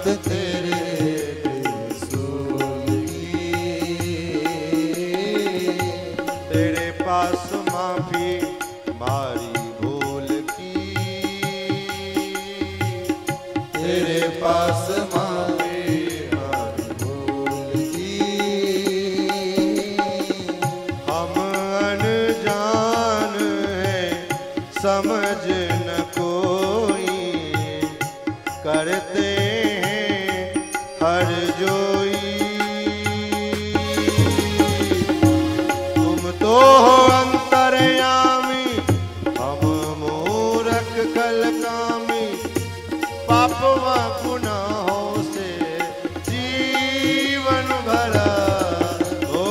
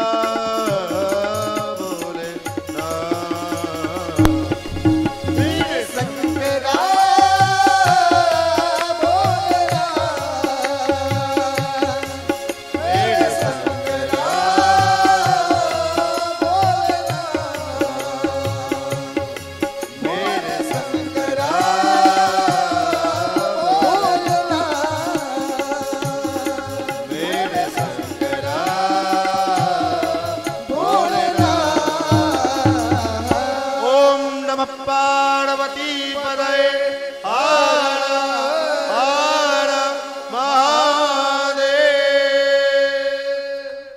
महाराज देवताओं ने भगवान भोलेनाथ की स्तुति की है। भगवान भोलेनाथ प्रसन्न हुए और तुरंत जो है अब दक्ष प्रजापति के मस्तक तो कट चुके हैं, तो उनका उपचार कैसे होगा। भृगु जी की दाढ़ी उखाड़ ली थी महाराज। अब भृगु जी की आदत है कि बिना दाढ़ी पे हाथ फैलाए महाराज काम ही नहीं चलता है। भगवान भोलेनाथ ने कहा कोई बात नहीं, थोड़ी सी दाढ़ी तो बची, इसी से काम चलावे। पूसा देवता के दांत तोड़ दिए, अब क्या करें महाराज, खाएं कैसे, दांत ही नहीं।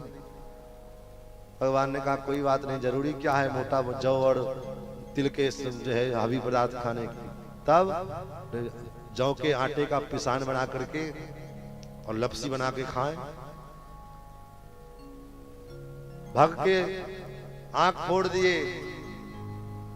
ऐसे महाराज सभी देवताओं के कुछ न कुछ। अब सबका तो सब व्यवस्था हो गया महाराज, लेकिन ये दक्ष प्रजापति का क्या होगा, इनका तो धरेगा ही।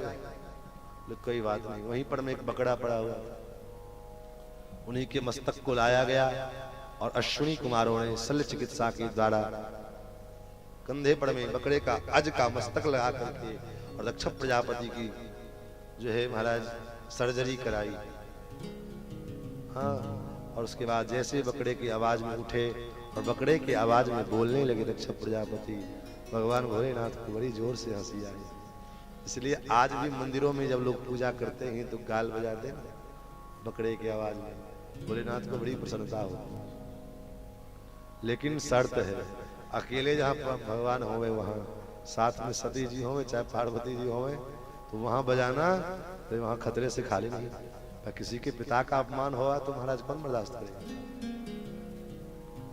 महाराज आगे इनके पुत्रों का वंश का वर्णन करते हुए कहते हैं, श्री ध्रुव जी महाराज इनके वंश में उत्पन्न हुए उत्तानपाद जी के पुत्र के। उत्तानपाद की दो पत्नी जिनका नाम सुनीति और सुरुचि, इनके यहाँ पर में सुनीति के यहाँ पर में ध्रुव जी महाराज और सुरुचि के द्वारा उत्तम पुत्र के रूप में उत्पन्न हुआ। ध्रुव जी महाराज एक दिन विचार करने लगे कि जैसे उत्तम को महाराज अपने गोद में बिठा करके और आशीष प्रदान करते हैं, लाड़ दुलार करते हैं, वैसे मुझे भी करते तो मेरा भी सौभाग्य होता।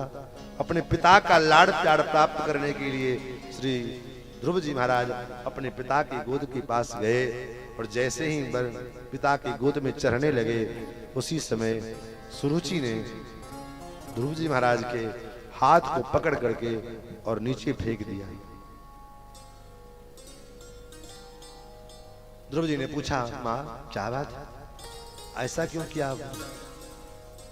तो सुरुचि ने कहा, राजा की गोद में बैठना चाहता है। राजा के गोद में बैठने के लिए तुम्हें कुछ करना पड़ेगा। क्या करना पड़ेगा? तपसाराध्य पुरुषम दस्यैवानुग्रहेण में, तपस्या करो, आराधना करो और आराधना करके परम पुरुष परमात्मा को प्रसन्न कर ले। और जब वे प्रसन्न हो जाएं तब तस्यैवानुग्रहेण में, उनके अनुग्रह से उनसे वरदान मांगो। क्या वरदान मांगे? मेरे गर्भ से तुम्हारा जन्म हो। मेरे गर्भ से जब तुम्हारा जन्म होगा तब तुम महाराज की गोद में बैठने के उत्तराधिकारी होगे। विचार करिए, जिस गर्भ के विषय में शास्त्र कहते हैं गर्भवास समम दुखम न भूतो न भविष्यति, और ऐसे गर्भ में आने के लिए सुरुचि कह रही है कि भगवान की आराधना करो।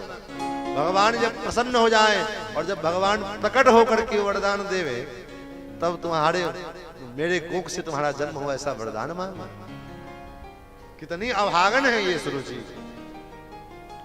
लेकिन करें क्या, माता हैं, उनकी बातों को सुन करके जैसे डंडा खाया हुआ सर्प, चोट खाया हुआ अधमरा सर्प लंबी लंबी श्वास छोड़ता हुआ जाता है, उसी प्रकार मां के उन दुरक्त वाणों के वचन रूपी बाणों को वचन रूपी डंडे से आहत होकर के श्री ध्रुव जी महाराज लंबी लंबी श्वास छोड़ते हुए तम निस्वसंतम स्फुरिताधरोष्ठम सुनीतिरुत्संग उदह्य बालम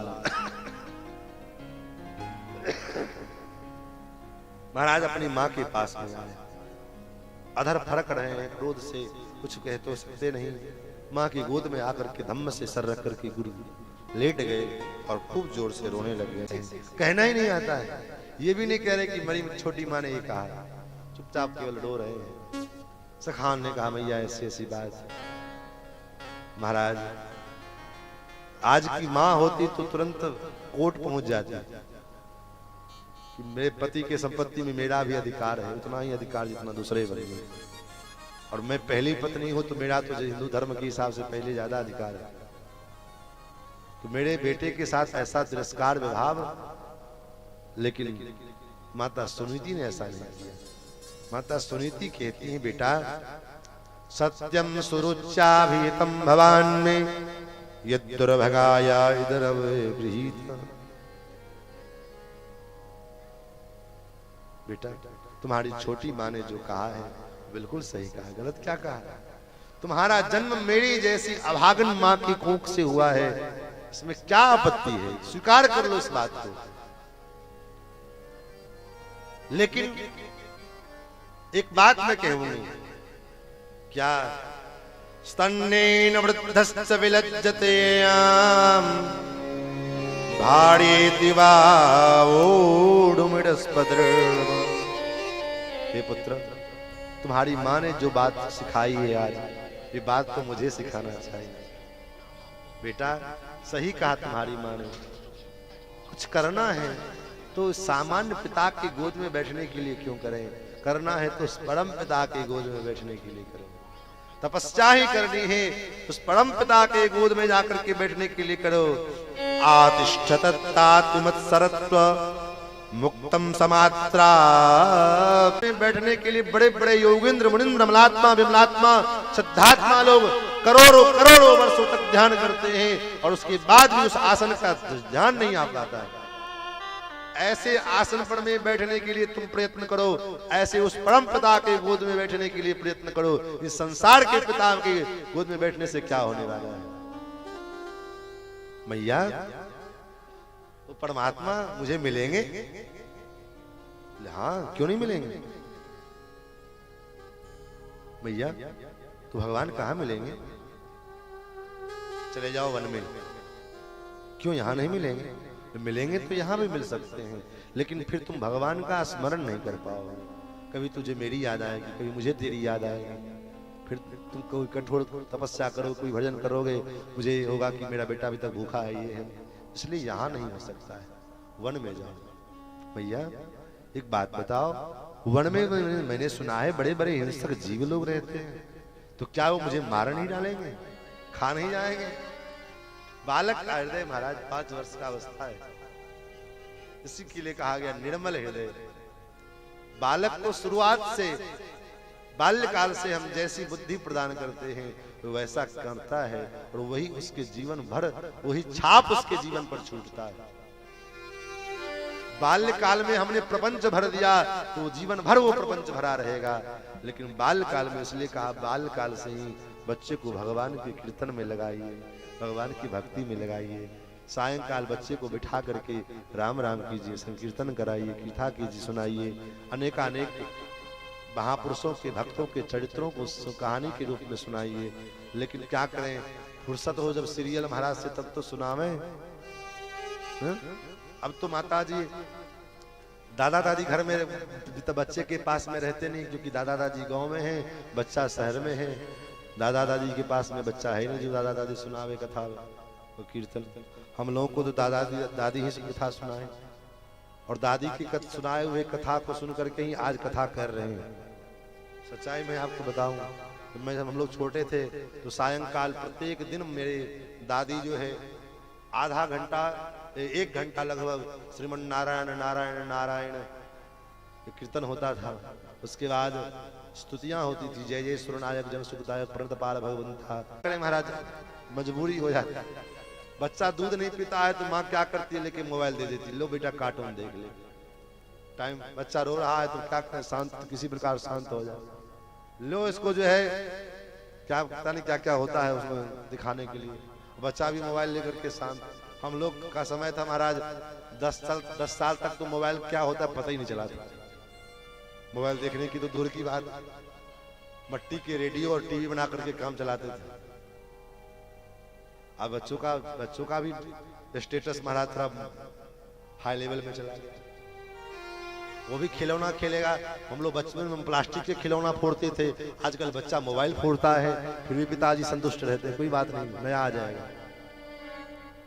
तो जब उससे फुर्सत ना बच्चे को फुर्सत है, ना माता पिता को फुर्सत है, तो वो संस्कार वो आज सनातन धर्म की रक्षा की बात सब कोई करते हैं, लेकिन आज अगर विचार किया जाए तो कितने % बच्चे हैं जिनको अपने सनातन धर्म के ज्ञान विषय में ज्ञान है।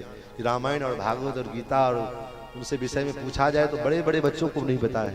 क्यों? क्योंकि उसके ओर ध्यान ही नहीं है, उस तरफ दिमाग ही नहीं जाता है। केवल मोर्चा निकालने से और झंडा निकालने से सनातन धर्म का कुछ नहीं होगा। इसके लिए सनातन धर्म के सदग्रंथों को पढ़ना पड़ेगा। जब आप पढ़ोगे तभी तो समझोगे, नहीं तो कोई भी नेता आकर कहेगा कि रामचरितमानस नफरत फैलाने वाला ग्रंथ है। रामचरितमानस का ये दोहा नफरत फैलाने का ग्रंथ है, और उस महामूर्ख को पता ही नहीं है कि वो चौपाई है कि दोहा है। जिसको दोहा और चौपाई में फर्क नहीं पड़ता, पता चलता है कि दोहा किसको कहते हैं और चौपाई किसको कहते हैं। क्या वो राष्ट्र, वो समाज का और राष्ट्र का क्या कल्याण कर सकता है? तो भगवान के भरोसे समाज संसार चल रहा है, क्योंकि ठाकुर जी का सलाने वाले भी वही हैं। नहीं तो इन लोगों के चक्कर में तुम्हारा सनातन और राष्ट्र पता नहीं कब बेच के चले आवे, कोई ठिकाना नहीं। महाराज भगवान ने ध्रुव जी को माता ने उपदेश किया है, और फिर ध्रुव जी महाराज इस दृढ़ निश्चय के साथ कि भगवान का भजन ही करना मेरा उद्देश्य है, और जंगल में ठाकुर जी मेरी रक्षा करेंगे, वो परमपिता मेरी रक्षा करेंगे, वो परमपिता सर्वत्र विद्यमान है, ऐसा मान करके और श्री ध्रुव जी महाराज भजन करने के लिए चले। रास्ते में नारद जी आए हैं। नारद जी ने पहले तो परीक्षा ली है, उसके बाद उपदेश किया है, और उपदेश करने के बाद फिर तो महाराज द्वादशाक्षर मंत्र का उपदेश किया। ओम नमो भगवते वासुदेवाय, इस मंत्र का जाप करते हुए श्री ध्रुव जी महाराज 5 वर्ष की अवस्था और 5 महीने की भजन में श्री ध्रुव जी महाराज ने भगवान को प्राप्त किया है। कहने का भाव देखो, अवस्था और समय से भगवान नहीं मिलते। जरूरी नहीं है कि इतना साल हम भजन करेंगे तभी भगवान मिलेंगे। भगवान अभी भी मिल सकते हैं, कभी भी। एक भक्त, एक कथा आती है, एक भक्त पीपल के पेड़ के नीचे भजन कर रहा था, एक भक्त इमली के पेड़ के नीचे भजन कर रहा था, और नारद जी जा रहे थे। नारद जी से पूछ दिया, नारद जी आप भगवान के पास जा रहे हो, जरा मेरा एक संदेश पूछना भगवान से, मुझे भगवान का दर्शन कब होगा? और नारद जी ने कहा ठीक है। नारद जी भगवान के पास में मिलने के लिए गए। मिलना जुलना जब हुआ तो चलने हुए लगे, तो नारद जी ने पूछा, प्रभु 2 भक्त आपकी बड़े भजन कर रहे हैं, और उन्होंने पूछा है कि मेरा भगवान मुझे दर्शन कब देंगे? तो भगवान ने कहा, जब पीपल के पेड़ के नीचे भजन कर रहे हैं। बड़ा विशाल पीपल भी था और बड़ा विशाल नीम का भी पेड़ था। उनसे कहना, जितने पीपल में पत्ते हैं उतने वर्ष कोई बाद मिलेंगे, और जो नीम के पेड़ के नीचे भजन कर रहे हैं उनसे कह देना कि जितने नीम में पत्ते हैं उतने वर्ष जन्म के बाद मिलेंगे। महाराज जी ने कहा, महाराज इतना अंतर, आप जाओ तो सही, आप कह दो। नारद जी आए। नारद जी ने कहा, महाराज ऐसा ऐसा पूछा मैंने भगवान से, पीपल के पेड़ के जितने पत्ते हैं उतने वर्ष बाद आपको भगवान मिलेंगे। वो बेचारा देखा ऊपर, भगवान कितने पत्ते होंगे, कोई ठिकाना, अनगिनत पत्ते हैं, निराश होके चल दिया। महाराज मुझे क्या कहा, नीम के पेड़ में जितने पत्ते हैं उतने जन्म के बाद, जबकि पीपल के अपेक्षा नीम में ज्यादा पत्ता, क्योंकि वो भी पेड़ विशाल था। लेकिन इधर वर्ष की बात कही और इधर जन्म की बात कही। लेकिन महाराज वो जो भक्त था, दोनों हाथ उठा करके और नेत्रों से अजस्त्र अश्रुधारा गिरने लगा, और वो उछल उछल करके नाचने लगा। नारद जी ने कहा, क्या हुआ? इतने जन्म के बाद आपको भगवान मिलेंगे, फिर भी आप नाच रहे हो? बोले, महाराज कितने जन्म के बाद मिलेंगे ये महत्वपूर्ण नहीं है, भगवान मिलेंगे, इतना आपने कह दिया और भगवान ने स्वीकृति दी है तो मुझे बस इतना ही काफी है। इतना नाचने लगा कि भगवान वही प्रकट हो गए। नारद जी ने कहा महाराज आप भी तुरंत ताजा झूठ बोलते हैं, ताजा झूठ बोलते हैं। अभी तो आप कहते कितने जन्म के बाद मिलेंगे। भगवान ने कहा नारद जी आप समझे नहीं, इतने जन्म के बाद इतनी तन्मयता इसके अंदर आती, जो तन्मयता वो तन्मयता आज इसके अंदर में आ गई है, इसलिए आज ही मैं इसके सामने प्रकट हो गया। प्रकट करने के लिए वो क्षमता होनी चाहिए, वो व्याकुलता होनी चाहिए। रामकृष्ण परमहंस जी से विवेकानंद जी ने पूछा भगवान कब मिलेंगे, कैसे मिलेंगे? ले गए तुरंत नदी में स्नान कराने के लिए, और जैसे नदी में डुबकी लगाई परमहंस जी ने विवेकानंद जी की गर्दन को पकड़ के दबा दिया, और जैसे कुछ देर दबाए रहे, छुटपटाते रहे महाराज। कुछ देर बाद बाहर निकाले, गुरुजी मैंने तो आपसे पूछा था कि भगवान कब मिलेंगे, आप तो मेरा मर्डर करना चाह रहे थे। क्यों, क्या हुआ? तो भीतर में कैसा लग रहा था? बोले ऐसा लग रहा था कि एक क्षण भी अगर आप विलंब करते तो मेरा प्राण निकल जाता। परमहंस जी ने कहा बस यही बेचैनी जिस दिन भगवान के लिए आ जाएगी, तुम नहीं मिलोगे तो अब प्राण निकल जाएंगे। भगवत प्राप्ति के लिए ये बेचैनी जिस दिन आ जाएगी, भगवान को खोजना नहीं पड़ेगा, भगवान आपके घर में आके करेंगे। महाराज ध्रुव जी महाराज 5 वर्ष की अवस्था में और 5 महीने की तपस्या में भगवान को प्राप्त किया। भगवान को जब प्राप्त किया, 5वें महीने में श्वास लेना बंद कर दिया तो देवता लोग के भी श्वास फूलने लग गए, ऑक्सीजन लेवल नीचे घट गया। देवता लोग का महाराज बचाओ, भगवान के पास पहुंच गए। नैवं विदामो भगवन्तानडोधम चराचरस्य अखिल सत्त्वधाम्ना। हे चराचर के आत्मा, पता नहीं क्यों श्वास फूल रही है, कुछ तो करो, कुछ तो गड़बड़ है। भगवान ने कहा चिंता मत करो, मुझे पता है क्या हुआ। तो मेरा भक्त ध्रुव मेरा भजन कर रहा है और उसने श्वास लेना बंद कर दिया है, इसलिए मैं तुम लोगों को श्वास में दिक्कत हो रही। तो महाराज जल्दी से जाओ, जाकर के दर्शन दो उनको। भगवान कहते नहीं नहीं मैं दर्शन नहीं दूंगा। क्यों? अब विचार करिए, सारा संसार भगवान के दर्शन के लिए लालायित होता है, लेकिन उन श्री ध्रुव भगवान ध्रुव जी महाराज के लिए क्या कहते हैं? मैं दर्शन देने के लिए नहीं जाऊंगा। क्यों? तब क्या करने के लिए जाओगे? मधोर्वनम वृत्तदृक्षया गता। इन सब श्लोकों को जब पढ़ते हैं महाराज तो महाराज हृदय भर जाता है। भगवान कह रहे हैं कि मैं दर्शन करने के लिए जाऊंगा।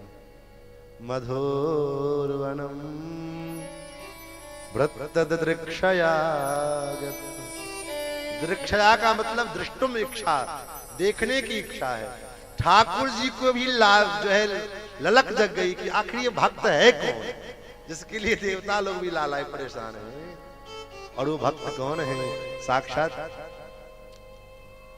श्री लक्ष्मी जी के लाडले यमुना जी के गोद में बैठ करके इन्होंने भगवान का भजन किया है। यमुना जी का जल पी पी करके भगवान का भजन किया है। यमुना जी ने भगवान से कहा है, हे प्रभु मैं आपकी अर्धांगिनी हूँ और आज तक मैंने आपसे कुछ नहीं मांगा है। मैं पत्नी होने के नाते मैं आपसे मांगती हूँ कि मेरे बेटे के ऊपर में कष्ट नहीं होना चाहिए। आप जल्दी से जल्दी जाकर के दर्शन दीजिए। भगवान भी आश्चर्य में है कि आखिर ये बालक कौन है कि जिसका सिफारिश साक्षात यमुना कर रही है, साक्षात कालिंदी कर रही है। और इसलिए भगवान, इस कारण से भी भगवान के मन में जिज्ञासा जगी है ध्रुव जी को देखने की। ध्रुव जी को देखने के लिए भगवान चले आए।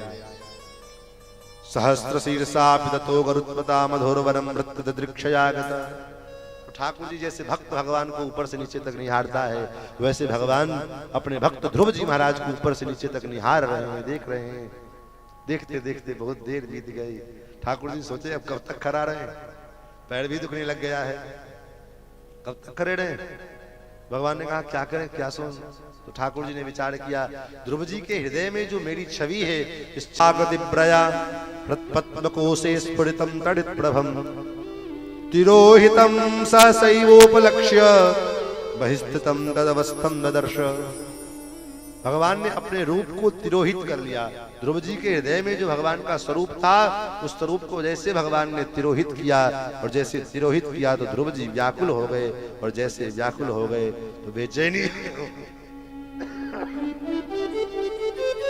बेचैनी हुई, और बेचैन होकर के जैसे नेत्रों को खोला तो देखते क्या है सामने, सशंक चक्रम सकिरीट कुंडलम सपीत वस्त्रम सरसीरुहेक्षणम सहार वक्षस्थल शोभिकोस्तुभम नमामि विष्णु शीर्षा चतुर्भुजम।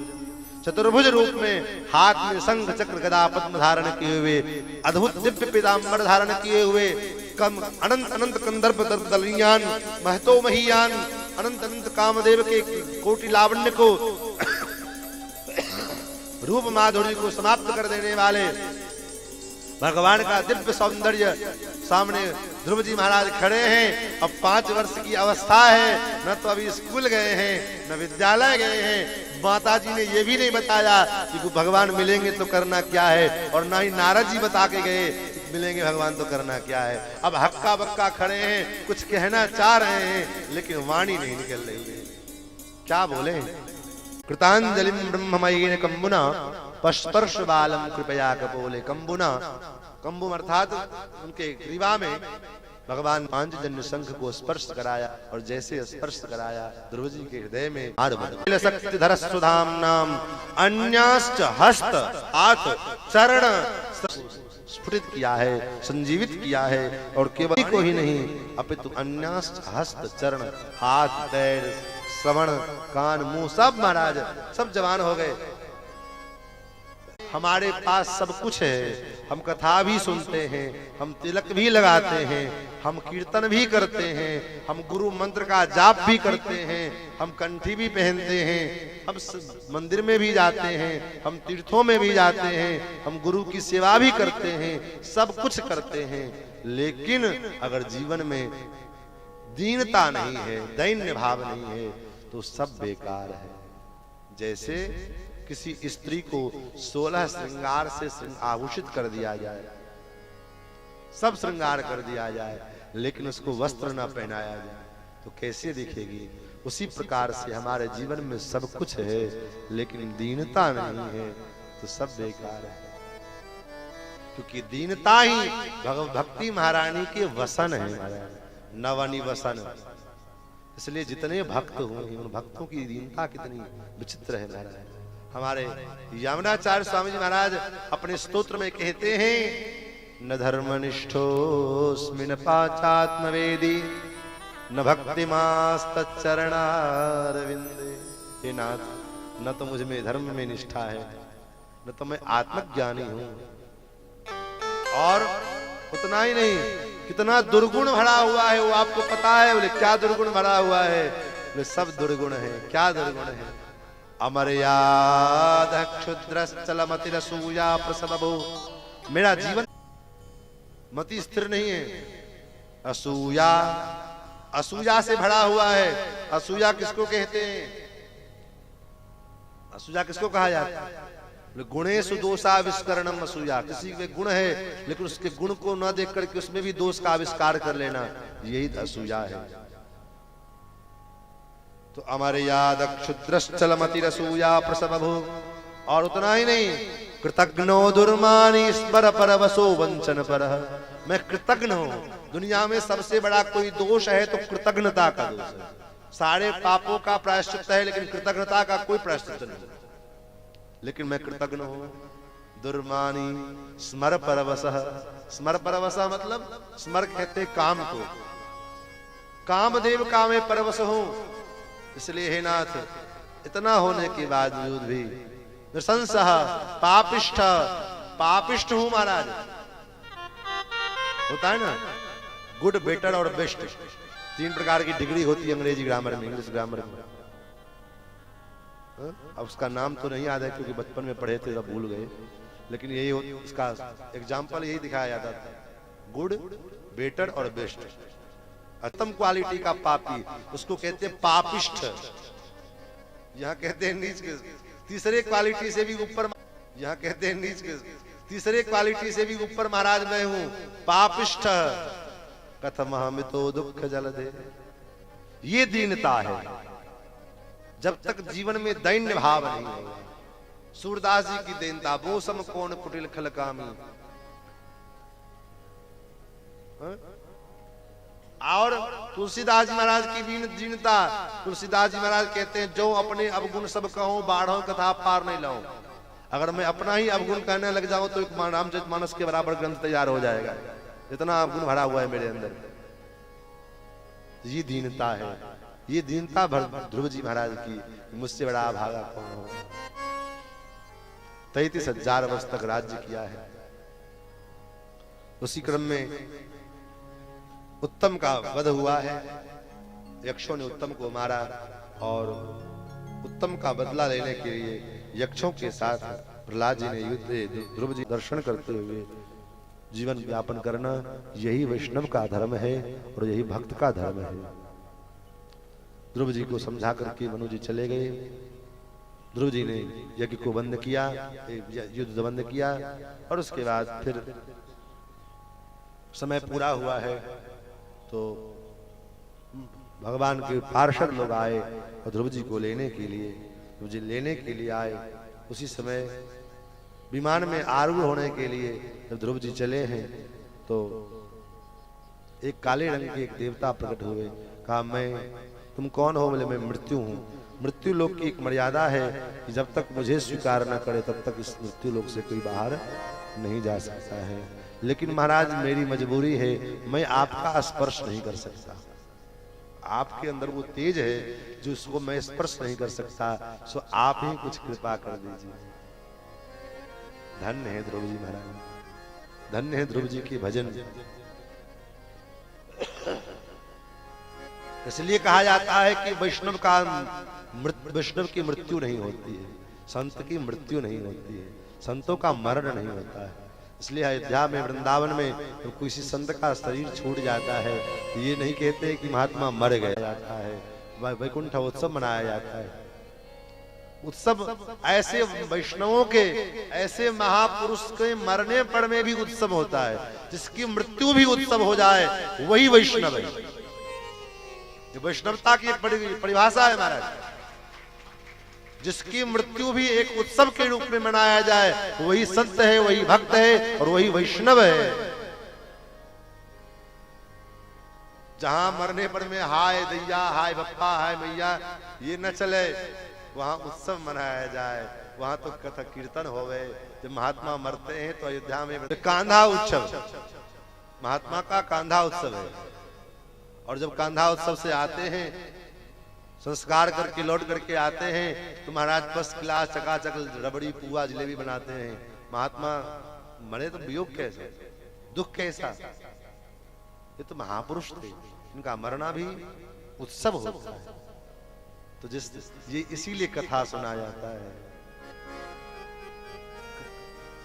भागवत कथा इसलिए सुना जाता है और इसलिए सुनना चाहिए जिस कथा को सुनकर के हमारी मृत्यु भी उत्सव में परिवर्तित हो जाए। भागवत मरना सिखाती है, रामचरितमानस राम कथा जीवन जीने की कला सिखाती है और भागवत जी मरने की कला सिखाती है, कैसे मरना चाहिए। ध्रुव जी मृत्यु के मस्तक पर में पैर रख करके विमान में आरूढ़ हुए। मृत्योर मूर्धनिम पदम दत्ता आरूढ़ो हाद्भुतम ने। अब विचार करिए, अब देखिए, तो ध्रुव जी चले तो ध्रुव जी का मन उदास हो गया।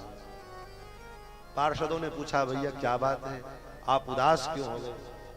इसलिए उदास हो गए हैं क्योंकि मेरी माँ, जिस माँ के प्रताप से मैं इस स्थान तक जा रहा हूँ, आज इस भगवत धाम को जा रहा हूँ। भगति जासु सुत होहि न करो राम विमुख सुत तेग जानी। राम विमुख सुत तेग जानी। आपका में पुत्रवती है, नहीं तो अगर भगवत विमुख पुत्र है तो कहा बांझ रहना ठीक है। पत्र लिख करके अपने भाई को और राजाओं के द्वारा आक्रमण करवाया और जब राजाओं ने आक्रमण किया तो चारों तरफ से जब इनके पुत्र घिर गए, कोई चारा नहीं दिखाई दिया, तब माँ की वो बात याद आ गई, शुद्धो से बुद्धो। माँ ने कहा था कि जब कोई संकट जीवन में आए तो उस अंगूठी को खोल के देखना। महाराज अंगूठी को खोल के देखा, पड़े हैं, ये बात जो दिखा महाराज तुरंत अपना राजपाट छोड़ करके तो भगवान के भजन में चले गए।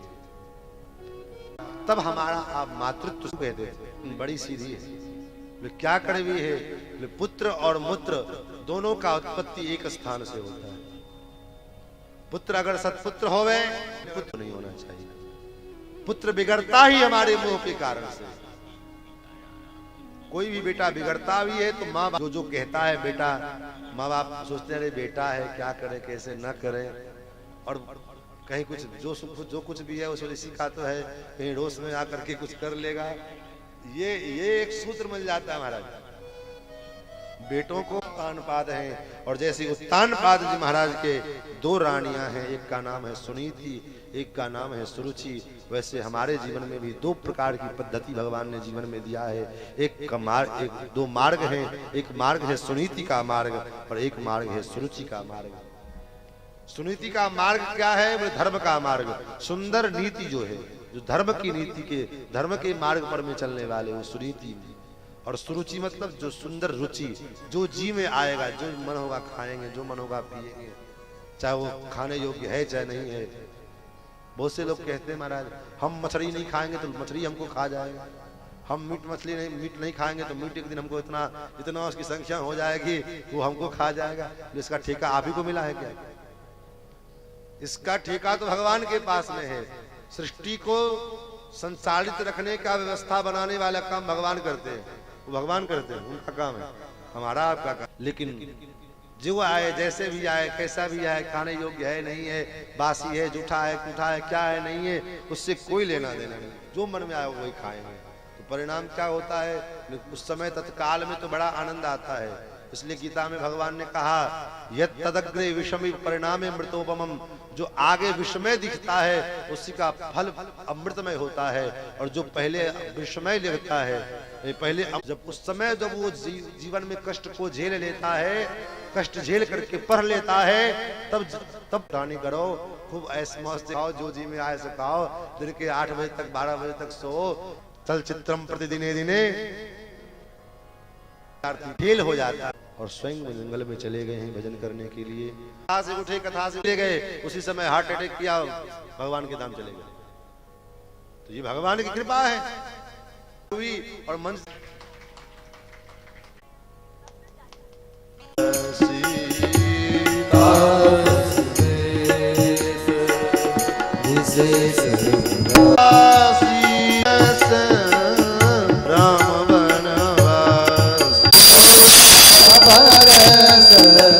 करते हुए शरीर को छोड़ा, अगले जन्म हिरणी होनी में जाना। सीताराम सीताराम।